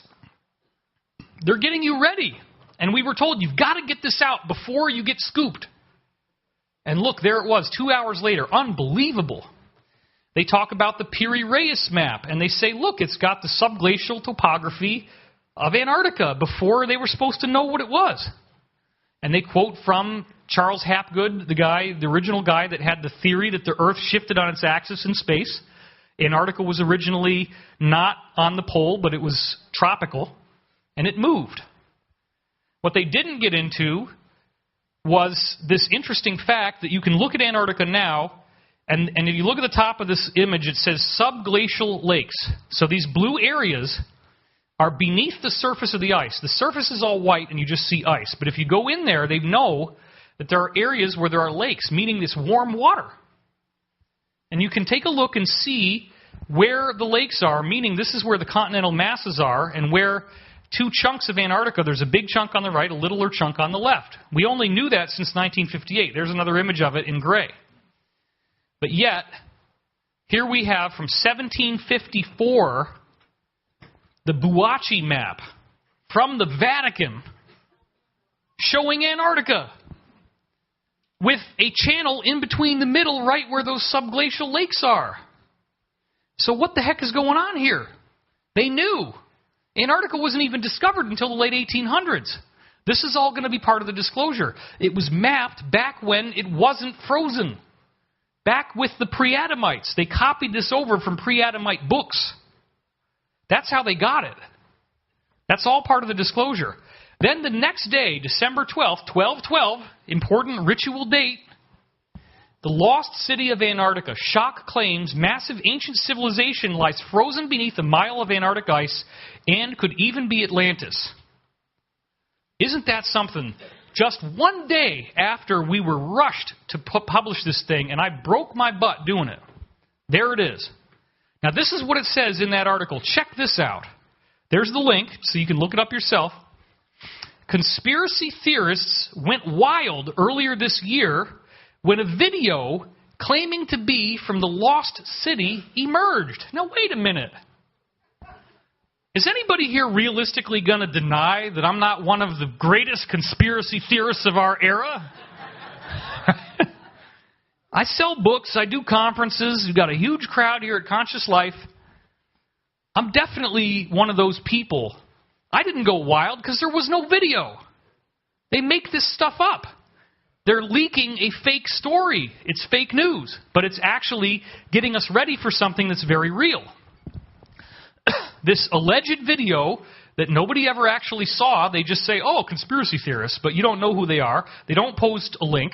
They don't show you the video. They don't give you any way of seeing where this video is or who wrote about it. They don't link to one article of anybody who said anything about this. Oh, just take my word for it. Yeah, the conspiracy theorists went wild. It appeared to show extensive ancient ruins hidden in the ice and was a video supposedly left behind by a California TV crew who have been missing since 2002. Now, this is what's so crazy, and it's one of the things that we really have kicked ourselves for, is that Corey had told me, before they wrote this, that there were teams down there that had been embedded since 2002 filming the archaeological ruins, getting ready for this disclosure. They've been doing it all that time, 14 years. And then this comes out a couple days later. I was kicking myself that we didn't leak that part of the intel in our article, because it was so amazing. So I put it in as an update after this happened. So that crew is still down there now. They've been making documentaries for 14 years, and notice it's the year after 9/11. They needed this plan in case the botched job of 9/11 got exposed. And then they need to get a get-out-of-jail-free card. They need to say, oh, well, look, everybody, yeah, we did some bad stuff, but hey, now we're going to give you something good. Can't you be nice? Can't we all kiss and be friends now? That's the cabal's plan. Now the Alliance wants to actually release this as part of a benevolent disclosure. The only thing we're disagreeing with them on is how fast we get it. But they're setting the stage for that real disclosure with this right here. So then it goes on to say, archaeologist Jonathan Gray claimed that the U.S. government is trying to block the video from being seen because it reveals there is a massive archaeological dig underway 2 miles beneath the ice. But that's not the wildest claim, with several online websites claiming, wait a minute, what website isn't online, dude? Online websites, It's not exactly well written. Several websites claiming that there is a city in Antarctica and Hitler knew about it, making it a secret Nazi base. Now look at this. What they're doing is they're setting up the release of this video. They're promising something they intend to deliver, folks. They intend to deliver a video that shows a massive archaeological dig 2 miles beneath the ice. That is going to happen. This is the proof. It happened right after we published our intel. Is this a coincidence? No way. Then in this same article, they say, oh, by the way, we just found a Nazi base in the Arctic. Not Antarctica, but they show you a Nazi base in the Arctic. But then I did some research, and I start looking up, okay, let me just see if anybody else did something on Antarctica as Atlantis. The mainstream scientific journal known as Science, as good as it gets in academia, published this very strange thing in 1998. Check this out. There it is. There's the Science logo, AAAS. And look at the bottom.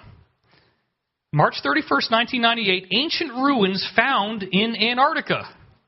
Now, the first clue that something's wrong here is you got this little image of a guy dressed up in old-fashioned Shakespearean clothing, and he goes, oh, please. Okay, but that's about the only clue you get at first, that something's wrong. Ancient ruins found in Antarctica in a mainstream scientific journal. And here's the text, which I'm now going to read to you. Check this out. From 1998. Argentina. That's the first clue something's wrong. Why would it be, and is there even a place called Dirac?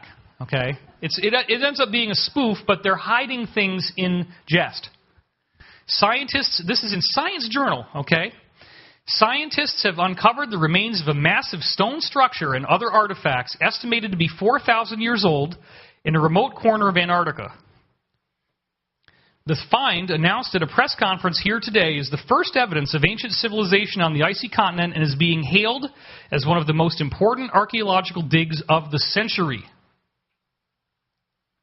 Working in dwindling light just before Antarctica's first sunset of the year in mid-February, a team led by geologist Scott Amundsen of Wyoming State University came across the rubble of a stone building roughly the size of Rome's ancient amphitheater. Interesting. One of my students tripped over a squat pentagonal block while we were hiking up near Doubleday Glacier, Amundsen says. And in fact, the briefings are saying that the melting of the ice in Antarctica is causing these buildings to poke out now. This is actually real. All the stuff they're telling you here is true. And they're preparing you for the disclosure that they might have done right after 9/11 if they needed it, which is why they sent those guys down in 2002. This was setting that up back in 1998, 4 years in advance. They knew what they were going to find. Doubleday, the glacier, has been receding at an estimated 3 meters per year for the last century, and the last geologic expeditions that they are going to talk about visited it in the 1920s. Previous researchers could have easily missed it, Amundsen says, because there wasn't very many of them. The team worked deep into March, well after the normal end of the field season. So far, the researchers have uncovered the foundations of a massive columned structure that may have stood as high as 30 meters, says group member Harvey Sampson, who last year had proved by DNA analysis that Piltdown Man was not an elaborate hoax, but in fact the skeleton of the murdered St. Nicholas, the last Russian Tsar. Science Now, April 1st, 1997. April 1st, April Fool. They loft the big middle finger. And it goes on, and they say all kinds of stupid, crazy stuff then. It's all joking, ha, ha, ha, ha, ha. That part makes me angry, so I did not include it in the talk. But the point is, they joke about it. Oh, April Fool, in a mainstream science journal, talking about ruins in Antarctica. They tell you the truth, but then they disguise it. Isn't that amazing? Can I get a big round of applause if you think this is amazing? Unbelievable. Then, the article that came out 1 day after we published Endgame 2, links to this. Hitler's Ghost Island, secret Nazi treasure hunter base in the Arctic, found by Russian scientists after being abandoned over 70 years when the crew was poisoned by bad polar bear meat. That'd be a pretty rough meal in the first place. I don't know. And it says, a top-secret Nazi base in the depths of the Arctic has been found by the Russian scientists after more than 70 years. It's located in a remote island in Russian territory more than 600 miles from the North Pole. And here's a rusted shell, all these things. They have all these pictures of what they found there. So that's getting us ready that the same thing could be in south of the pole, the South Pole. We have William Tompkins now, who has come out as our big new whistleblower. Here he was as a young man, hired in World War II to debrief American scientists embedded in Nazi Germany's space program, including people that were working in Antarctica. And he confirmed that these ruins were known about all the way back in the late 1930s. They've had a long time to prepare for telling us the truth, which is really stunning. Now, what we're hearing from Corey is that not only is it Antarctica, they're finding that some of the ancient ruins on Earth have very technological things like portal devices actually buried inside the stones, including some of the oldest Sumerian stuff, and this is one of those examples. So we're going to have to probably protect this stuff when that comes out because people are going to want to tear them apart looking for technology. And they've been very quietly doing this with very advanced equipment to find these things and try to get them out before they tell us about this. But they're finding all kinds of cool stuff in there. And while looking at these ancient ruins, I came across this. Those are two ordinary humans of ordinary height, two men, holding, like slaves, an umbrella for a very tall human being. Isn't that interesting? A pre-Adamite. One of these elongated skull guys. One of the giants. There's more proof. One of the things Corey's intel has told us is that they are going to show us rooms that are just literally lined with gold, floors, walls, and ceilings with all this gorgeous inlay. And Corey actually got to see that stuff. And so there's this place, I believe it's in Indonesia, called Baudang, that has very similar type of a look to it. Not exactly the same, but close. And people go there to pray, and of course all that gold is going to have amazing energy. It's going to be a very energetic spot. You can see how beautiful this is. Corey was picked up by a craft like this, and that's one of the ways that he got taken to Antarctica. This is from the MIC group, the Military Industrial Complex Secret Space Program. And when he was down there with the Anchar and with other things, this is a forensic reconstruction of what it looks like in one of the real bases. You got these triangular craft down there, all kinds of excavations going on. And then this is the art that we commissioned for Endgame 2. This is what they actually do. They're digging holes through the ice, and you see these buildings down there. So I'm going to zoom in selectively on certain parts of this. If you look carefully, you can see there's an obelisk up at the top in the ice. And then there's these ruins, which he said they do look like Pumapunku in Peru. And specifically, the briefing was that Pumapunku was sort of like an extraterrestrial UN. A lot of different groups met there. And this was very likely another place like that. These ruins, this is sort of what we're going to see when they first release it, something like this. You notice there's a bulldozer in there. And then they got a little tunnel in the back. And there's rails going up. And then when we go down from there, we see this little guy on the left. That's a steam blower. It generates steam, and they use that to melt the ice. And then you see on that wooden cart, they're hauling out the body of a mastodon. So they're finding lots of prehistoric animals underneath the ice. And they're also finding all these pre-Adamite bodies.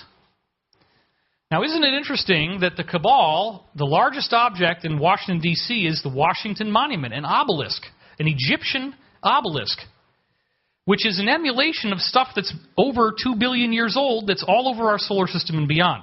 They still worship the same gods. They still have the same religion. They keep building the same structures in honor of the very oldest stuff they ever found.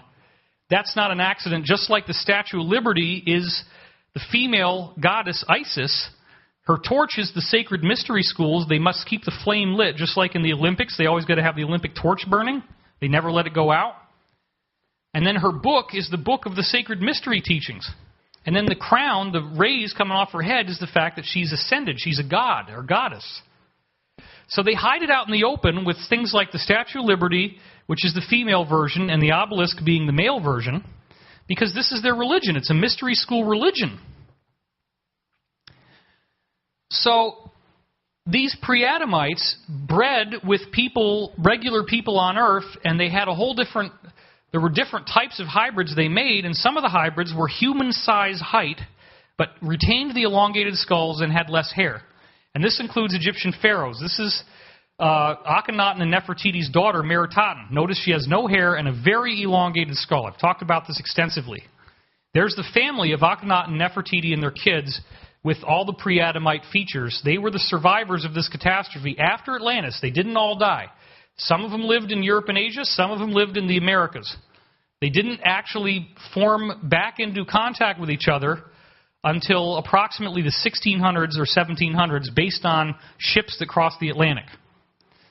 But they went into hiding. They were the gods in Mesoamerica as well, and then when the conquerors came, they fled into the jungles and underground bases they still had, and they hid out. And then they eventually migrated back over to Europe, and they all pretty much now seem to be living in the Vatican. But they still have warring factions. The beings that have been found under the ice are mummified. This is actually a real mummy. Not one of the pre-Adamites, obviously, but this is kind of what you're going to see that they look like. And this is Pompeii, and so Pompeii, of course, is where volcanic gases of very high temperature flash burned everybody, and they immediately died, and their images were captured in the ash. And so this is real people that were captured that way, and so they're calling this Pompeii under ice. One of the crazy things, now this is a sculpture, okay, it's not real, but they find all kinds of chimeras. Half human, half animal hybrids, which is exactly what Edgar Cayce's readings said the Atlanteans were doing, and is part of what made them wicked and caused the flood, is you're not supposed to do this. They were hybridizing human DNA with animals, and then they were creating these slaves that they used for work. And they were treated very, very badly. So some of them had a bull, the centaur. Yeah, it's funny, yeah. I mean, I put that in to make you laugh, but the point is, why do we have all these records of this stuff? Because people saw them. They were real. They all died out eventually. But for a time, these beings did exist. So we still have the records of them. When you actually go into the real stuff deep underground, this is the kind of things you see. These gorgeous pillars with light all up and down. And one of the things from Corey's briefing was that one of the plans that they have for partial disclosure is that they will tell us about ETs. And the first group they were planning on telling us about is called the Tall Whites. And this is what they look like right here. Charles Hall is the whistleblower who's gotten into this. Now, they were hoping, this is more the cabal groups, hoping that they could introduce us to these guys, force us to learn a brand new language, that's the Tall White language, and force us to learn their religion, and then basically worship them as our gods. Good luck with that. I don't think that's going to work. But that's one of the things they hoped for. So this is brand new art that you're probably going to see it again tomorrow. Corey allowed me to use it for this talk. These are Anshar egg-shaped craft. The Anshar of the Inner Earth Alliance that we talked about last night. Nobody's ever seen this until right now. They're gigantic. Now look at the size of these eggs, and there's little stairwells going into them, and then there's people way, way down at the bottom. Okay? I'm going to zoom in on those people even more. You can get a sense of the enormousness of these craft. Why is it not wanting to do that? Okay, well, there they go. Okay, let me back up again because I went through that too fast. So these are huge craft that are egg-shaped, obviously anti-gravity, and Corey was taken down there on an expedition, and this is what he saw. Over in the background, you have an excavation site, so we're going to zoom in on that first. The excavation site has trucks, steam blowers, and then you'll notice that what we're seeing here is some kind of obelisk or pyramid that's being steamed out of the ice. Notice the point of the pyramid. You see that? The white pyramid sticking up with the beams pointing at it and all the steam around it. That's what he was seeing. And then over here where the snow is on the bottom, we have people walking up out of the craft. Corey was one of them, and there's the building poking out. You see that corner on the right. That's the corner of a big stone megalithic building. And they had already been pulling out pre-Adamite bodies, and they'd laid them out on the ice, because this is a new expedition. This is new archaeology they're doing here. So what they see there is these bodies of giants wearing these curious outfits, and Corey got to see them up close with the mummified look that I told you before. And he said these bodies were really thrashed. Because remember, these people died in a flood, and then if that's not bad enough, earthquake and flood, then they freeze and are frozen into ice, which becomes Antarctica. So this is what he saw when he was there. And nobody's ever seen this until right now. So, all of this was fascinating enough on its own. And then I called up Pete Peterson, and I had a dialogue with him on the phone about what Corey had told me, but I didn't really want to tell him anything. I just said, what do you know about anything interesting going on in Antarctica? And boy, oh boy, did that open up the bottle. Uncork the bottle and pour up a nice big drink. Holy smokes. So, the first thing that he told me when he started the briefing dealt with 15,000 human bodies. And this is a morbid but true thing that I'm authorized to tell you. I'm not really sure why, but let me get this pointer out of the way here. Put that down there. He was told that he was called and asked what to do for 15,000 dead bodies, and explained that they were casualties suffered after the Alliance was going after underground bases. So what this means is that the Alliance is to try to save the planet, to try to stop these people from trying to kill everybody with nukes or viruses or economic collapse or any of the things they're trying to do. The Alliance has been on an industrial scale getting everybody in these underground bases to either surrender or be wiped out. And some of them are getting wiped out. And so they call Pete up and they say, hey, Pete, you're the expert. We got 15,000 dead bodies. What should we do with them to get rid of them? And you got to understand, military guys can joke about stuff like this.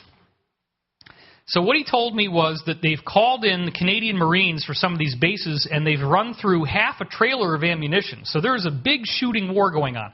This is the World War III. It's just all happening in these places we're not supposed to know about. It's going on right now. That's a great deal of damage. Half a trailer of ammunition is a ton of ammunition. It is set up so that individual soldiers do not know whether they fired real rounds or blanks. And he said this was also done in World War II to reduce psychological impact. Now, I've heard people think this is not true. Then he told them, okay, get an LST boat. It's a military boat. You can fit 120 Abrams tanks in one of these LST boats. So it's very large. Let me get this thing out of the way. 500 troops can fit in one of the boats. And you can sail the bodies out to sea, fit them up with concrete galoshes, and feed the sharks. So that was his brilliant idea about how to get rid of 15,000 bodies. So this is how the briefing starts. You can see we're already really in the ozone layer here. Very strange stuff. And again, it's morbid, but this is a real war. And what they're doing is they're cleaning up all this stuff first before we ever hear about it. So that there's not going to be a whole lot of work left to do on the surface. And by the time we actually get disclosure, they've already solved most of the problems and the war has been won. Isn't that interesting? And that's a good thing.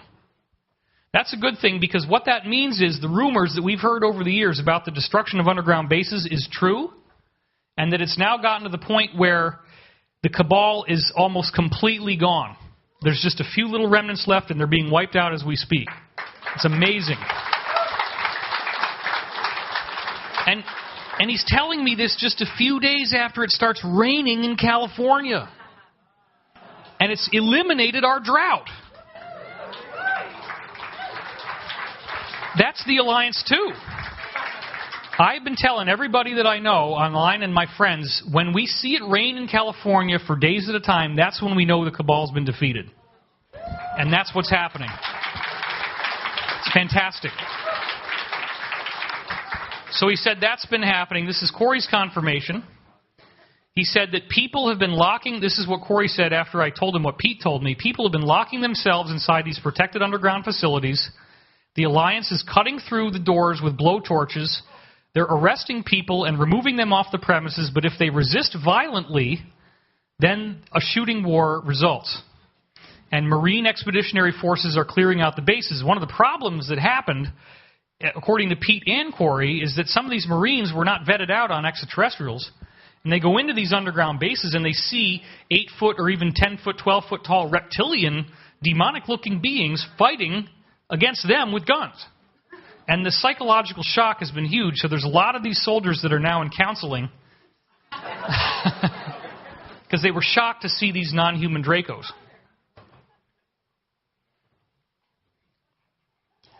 Now, I'd started to ask him about the underground cities that he's talked about before, because this is where these people are hiding, that they're now going in and invading. He said a normal underground city will house 40 to 45,000 people. Some bases are there to protect people who aren't even there yet, meaning the bases are empty, and they plan on having people from the surface go down there to be saved from cataclysms. He said that they've got this Mount Timpanogos underground base where they've already set up his apartment. They're trying to get him to go down there, but he stays on the surface. They insisted that he have one 8 months ago. This was in January. And what they're planning on doing at some point is saying, hello, folks, guess what? The sun is changing. At 32,000 feet, you are now getting the equivalent of a chest x-ray in an airplane every 8 minutes. Now, they're not telling us this yet. So flying is becoming a problem. You're allowed 2 chest x-rays a year. They are hiring flight crews like they're going out of style. So apparently they're trying to keep this covered up, but people in flight crews that are on airplanes all the time are getting cancer a lot faster because they're getting all these x-rays. And this is because the sun is doing its thing. So, I'm trying not to travel more than I have to. I'm getting all these invitations to conferences, and after knowing this stuff, I'm like, you know what? I think I'm good. Take my little 2-hour flight to Boulder and I'm happy. Once in a while. And it's a kind of a lower altitude flight anyway, so that's even better. They're trying to fly at lower altitudes now to prevent this from being worse. Now, I asked him a question. Benjamin Fulford recently reported that all of the U.S. aircraft carriers had been brought back into port at the same time. And he said, yes, that's true. This is happening in Portsmouth, Newport News, Savannah, North Carolina, Camp Lejeune. I don't know how to spell that, but that's phonetic. Lejeune, okay. Camp Lejeune, small bases in Alaska, San Francisco, Long Beach, which is down here below L.A. All the ships are in.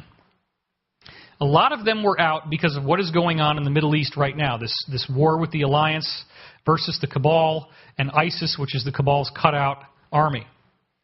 It takes 6 months of 24-hour-a-day work to replenish a full aircraft carrier. You can house 7,000 people on these carriers, and there are 2 new ones now that can hold 12,000. You have to fly the planes in to these aircraft carriers from military bases, then they have to land on the carrier. You don't roll them in, you fly them in. The reason that these carriers are all being called in now is to load on weapons that we've never admitted to, and that they weren't going to tell us about these weapons for the next 100 years. But disclosure is moving forward so fast now that they're actually going to tell us about this much sooner. You see now why I wanted to leak all this intel for the first time right here on stage with the security guard? Okay? This is very sensitive intel, and you guys are the very first people to ever hear this. Isn't that awesome?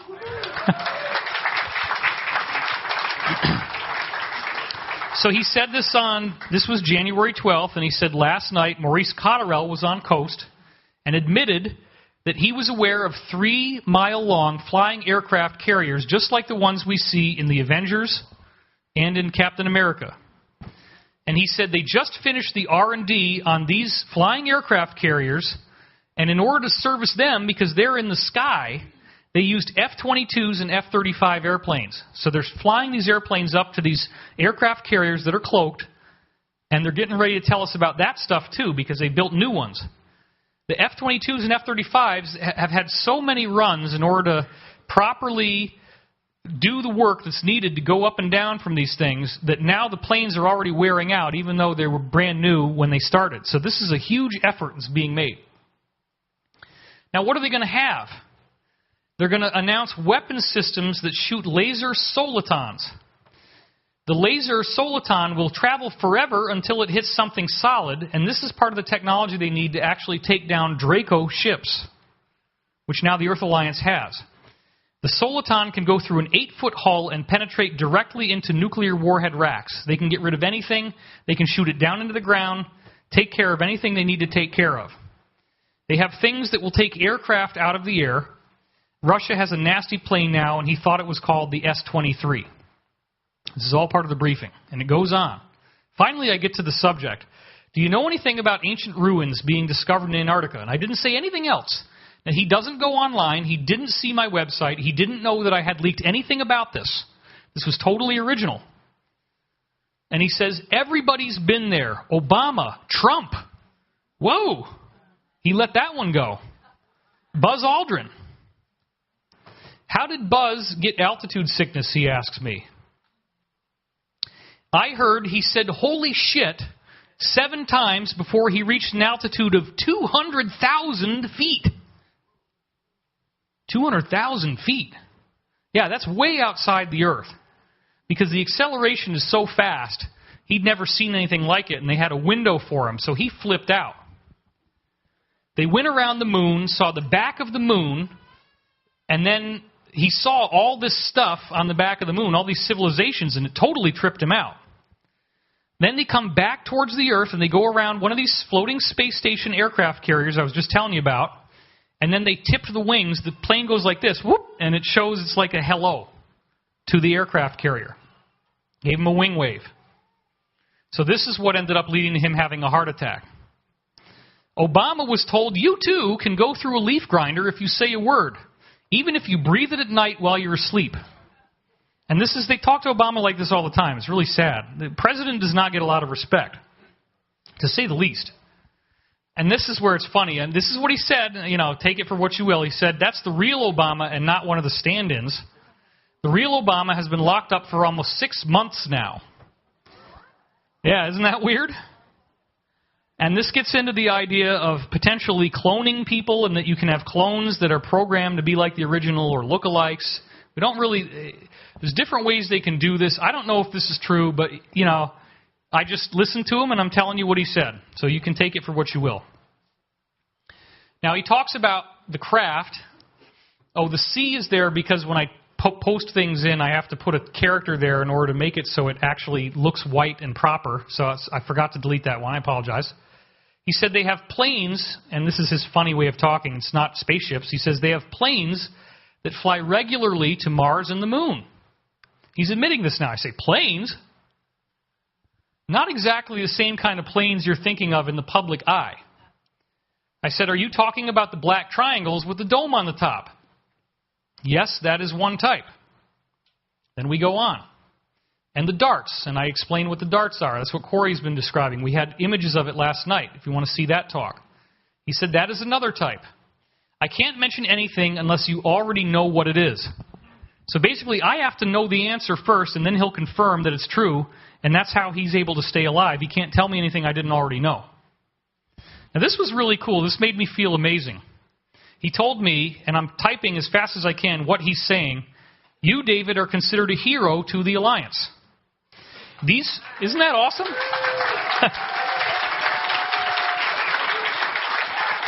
And for God's sake, let me drink some water here.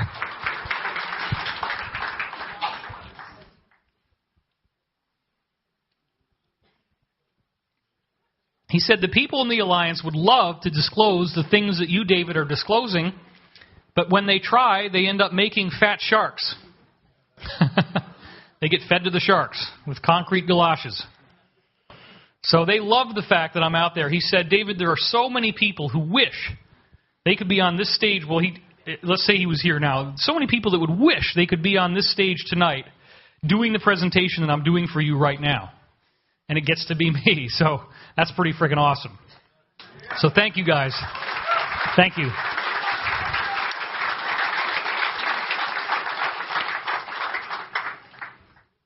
Okay, let's go on. So let's get back to this thing about the aircraft carriers. What exactly are they loading onto these ships? He said they have weapon systems that weren't set to be disclosed for 100 years. That's what they're loading in carriers and airplanes. Is it stuff that will look like flying drones but full-sized? And I, of course, he's not going to tell me unless I already have the answer. Corey had already told me this. He didn't know that. He totally confirmed it. He said yes. And then he goes on to say they have dozens of prototypes of 3 different size drones. They have been using actual drones, the real ones, in movies for almost 4 years now. And this includes the movie Edge of Tomorrow featuring Tom Cruise. That movie had real technology in it.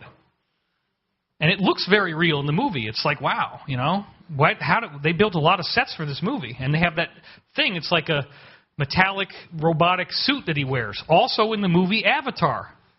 So the movie Avatar is not fiction. It's disclosing the space program, going to other planets and mining, and having indigenous populations that they then wipe out in order to get the materials they need. That movie is true, and the technology in it is true. And he said to me, sometimes they run out of money on these film budgets, and instead of trying to build the thing, they just haul in one of the real ones from an underground base and film it. It's crazy. Those were real units. So this is something Corey sent me. It's got actually 8 propellers on it, 4 on the top, 4 on the bottom. It is a powered drone. And so one of the things that Corey's disclosure has said is that they are planning on releasing these craft to the public eye soon. And it's going to start with propellers, and then when they get to the point that they declassify anti-gravity, then they're just going to take off the propellers. They're already built modularly to take off the propellers and stick on the anti-gravity cells. So this is going to be something that we're going to see very soon as part of the disclosure. So again, if this stuff really starts to happen, you heard it here first. Why would all the other stuff I'm saying then be wrong? This is how we're going to get full disclosure. This is why we were told, tell the people everything. Because we're not going to wait 50 years for this, so that these guys are more worried about that they don't ever want to possibly get in trouble, while we have things that need urgent attention on Earth right now. So full disclosure. Absolutely.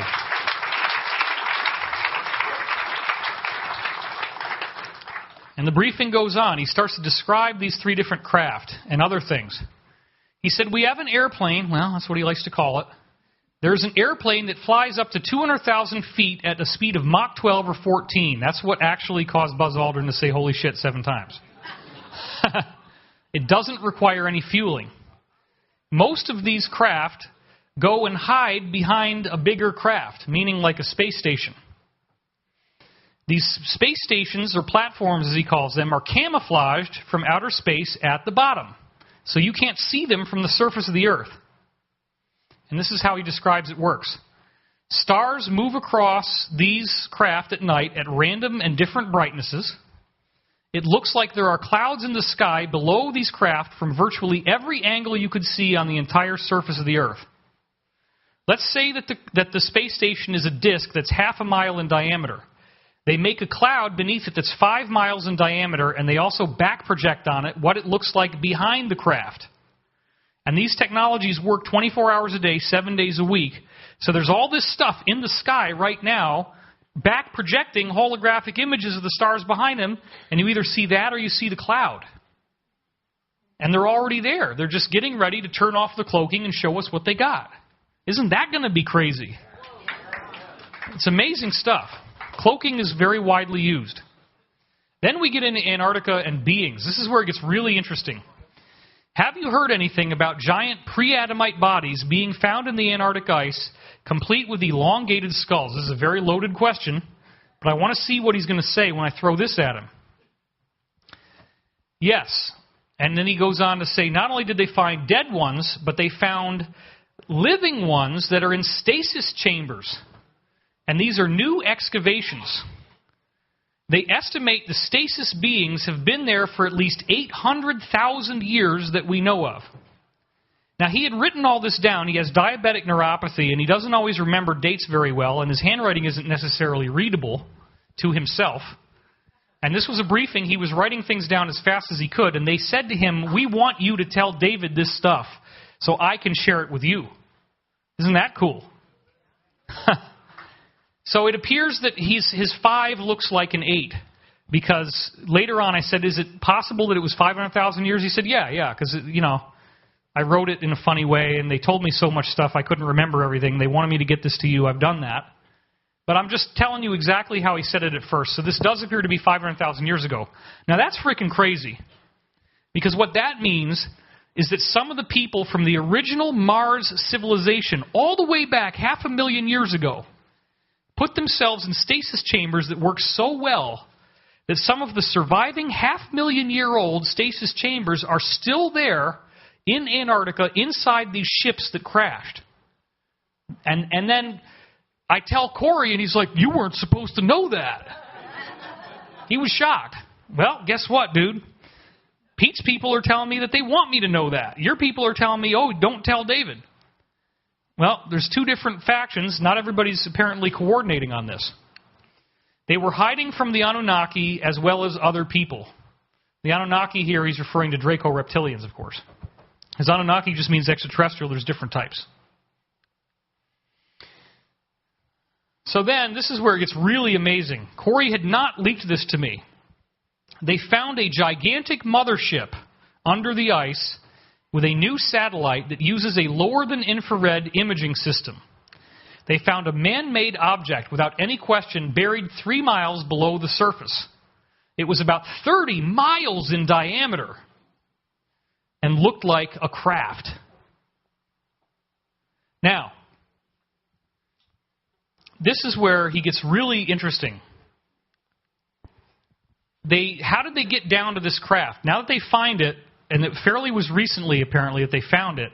How did they get down there? He said they made some things that shot large plastic bags of water down that 3-mile chute as they dig the chute, and then they flash boil it with microwaves, and they eliminate the first 40 feet of ice on top of these things of snow. So, in other words, the bag gets dropped, they have very high-powered microwaves, they hit the bag with the waves, suddenly it turns into steam, and the steam evaporates the ice, and that's how they dig down to the craft. I explained this to Corey. He said, "Wow, you weren't supposed to know that either." Then they followed it with pictures. So they start taking pictures of the craft. Obviously, we're not seeing them. They found round ports, rectangular ports, square ports, knobs, antenna bumps, sensor bumps, telescope bumps. This was a huge thing. It was obviously a craft. Craft were taking off from 2 different directions, the front and the back of the mothership. It had little holes in it where craft would go in and out. The craft would come in from two directions, and they would cross over one on top of the other inside the craft on conveyor belts. So this was a little bit more complex than what he explained. I'll give it to you in more detail. He said some are on the top half of the craft and other on the bottom. So what this means is the craft has a hole on one side, a hole on the other side. There's a conveyor belt with sockets in the shape of different types of UFOs. The UFO literally drops into the craft, it sits in the socket nicely, and then the conveyor belt moves forward and another socket shows up, and then that one pops in, and it goes on and on like this. And what was amazing was that I go back to Corey with all this stuff. Well, let's get to that in a second. First, he had more to say. Those things, these motherships, will take craft that we've already seen and call UFOs, and they actually can hold them inside. The motherships are set to hold a craft that would be the shape and size of sliding panels that slide around on this thing. Sometimes, I was typing so fast, that one isn't very clear. But he's talking about the sliding conveyor belt. The thing on the inside goes in, the socket goes in, and then it rotates by 90 degrees and turns into the conveyor belt. So it kind of pops out like little egg holders. Now you've got a big hole on the side. They take off out of the front and go in the back. And then I say, I have other intel that suggests they found a craft that had crash-landed near ancient builder race ruins in Antarctica, and that they had to cannibalize their craft in order to build a settlement. Have you heard anything like that? And he said yes. He confirmed that was true. And then he said they also found an active city of 35 to 40,000 people who were still alive inside those craft after all this time, still living in there. Isn't that crazy? That was the big thing everyone went down to look at, and they wanted to meet some of these new people. We apparently are revered by them. Corey then confirmed this was true, but said that they actually are afraid of us because of our warlike nature. They consider us to be the relatives of their great 800,000-year-old ancestors, which again, he had the number wrong, it's 500,000 years old. But we are like long-distant cousins, and so they see us as their long-lost family, and they're very excited about that. Everything we have in still orbit, meaning all the classified space stations and stuff, is now hanging over Antarctica and looking to the other side to look for all these artifacts, because now it's like fully active. This wasn't known about before. It's fairly new.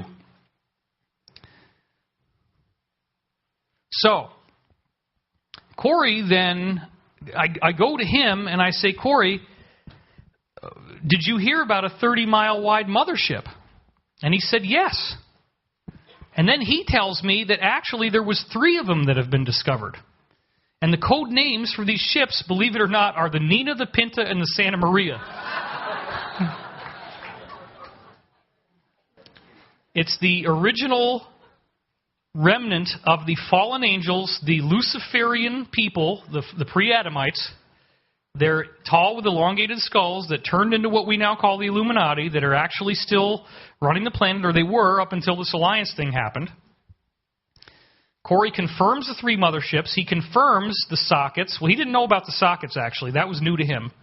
But he confirmed that they held multiple spaceships inside, and those spaceships could go outside the Earth's atmosphere, but they didn't have enough fuel to travel outside the solar system. So they stayed within our solar system, and then the Draco were warring with them, so they really didn't leave the Earth. But he said some of the craft that were found inside the motherships were like the Vimanas, and they looked like depictions that we see in Vedic artwork, and some of them look like what we see in Tibet, the stupas. Very interesting. So we have these ruins down there, and Corey has said, and Pete has said, that the plan is that they wanted to roll this out slowly. They start with a very conventional thing of it's just ruins and it's just humans. They didn't want us to see the giants right away because that's too much, too fast. But now I'm telling you about that part. And then eventually they reveal that they have a secret space program. They reveal the craft that they used to fly Buzz Aldrin around the backside of the moon, causing him to have a heart attack. Then they say, oh, isn't it interesting, we found ruins like this also on Mars and on the moon. They look very similar, which I showed you pictures of already. Then they're opening it up to full disclosure, and at some point we start finding out about ETs, And the reason why they're doing this is that this is the cosmic history of the Illuminati. This is what they believe to be their lineage, that they came from the exploded planet and from Mars and from Saturn. That's why it's called the Cult of Saturn or Kronos. And they use the Saturn logo all over the place. The Rolling Stones have that album, Their Satanic Majesty's Request. Yes, that was the title. And it has Saturn right sitting there on the top in the image. So now I'm going to summarize this for you. It's a little after 10:30, so I didn't run that far over. Evidently, this is what Pete was saying as a summary, and this is his own words that I transcribed. Evidently, it will change our entire world forever, just knowing the information. My problem and your problem, and for the people in this audience, and the military knew that they were going to be talking to you when he said this, my problem and your problem is, for us, this is normal stuff. It's cool, but we can handle it. We don't realize what a huge impact this will have on most people. We may also end up adding things to what we hear based on our own personal beliefs, and we need to avoid that. So, to roll this thing out, I want to show you again, if you didn't see last night's talk or the visuals on that screen weren't very good, now that we got the right screen, what we're going to see when we're finally allowed into many of these gorgeous underground cities like the one that's in Antarctica, and there's many of them. Now, this is stuff that Corey found online that looks very similar to what he actually saw, so probably whoever did this art was getting some kind of telepathic download based on the reality of what's down there, and they see this psychically and then they draw it. Or maybe they have another lifetime or some kind of, maybe they're being visited. Who knows? This is an example of what it looks like inside the underground areas. They do have caves and vegetation and running water and forms of light caused by light-emitting bacteria on the surface. We see stuff like this. We see caves with water. And then they hollow out those areas and they build facilities in them, and that's where they live, these underground beings. This is another one that he said looks fairly close to what he actually saw. Again, this was kind of randomly done by an artist, telepathically most likely. Another example of an artist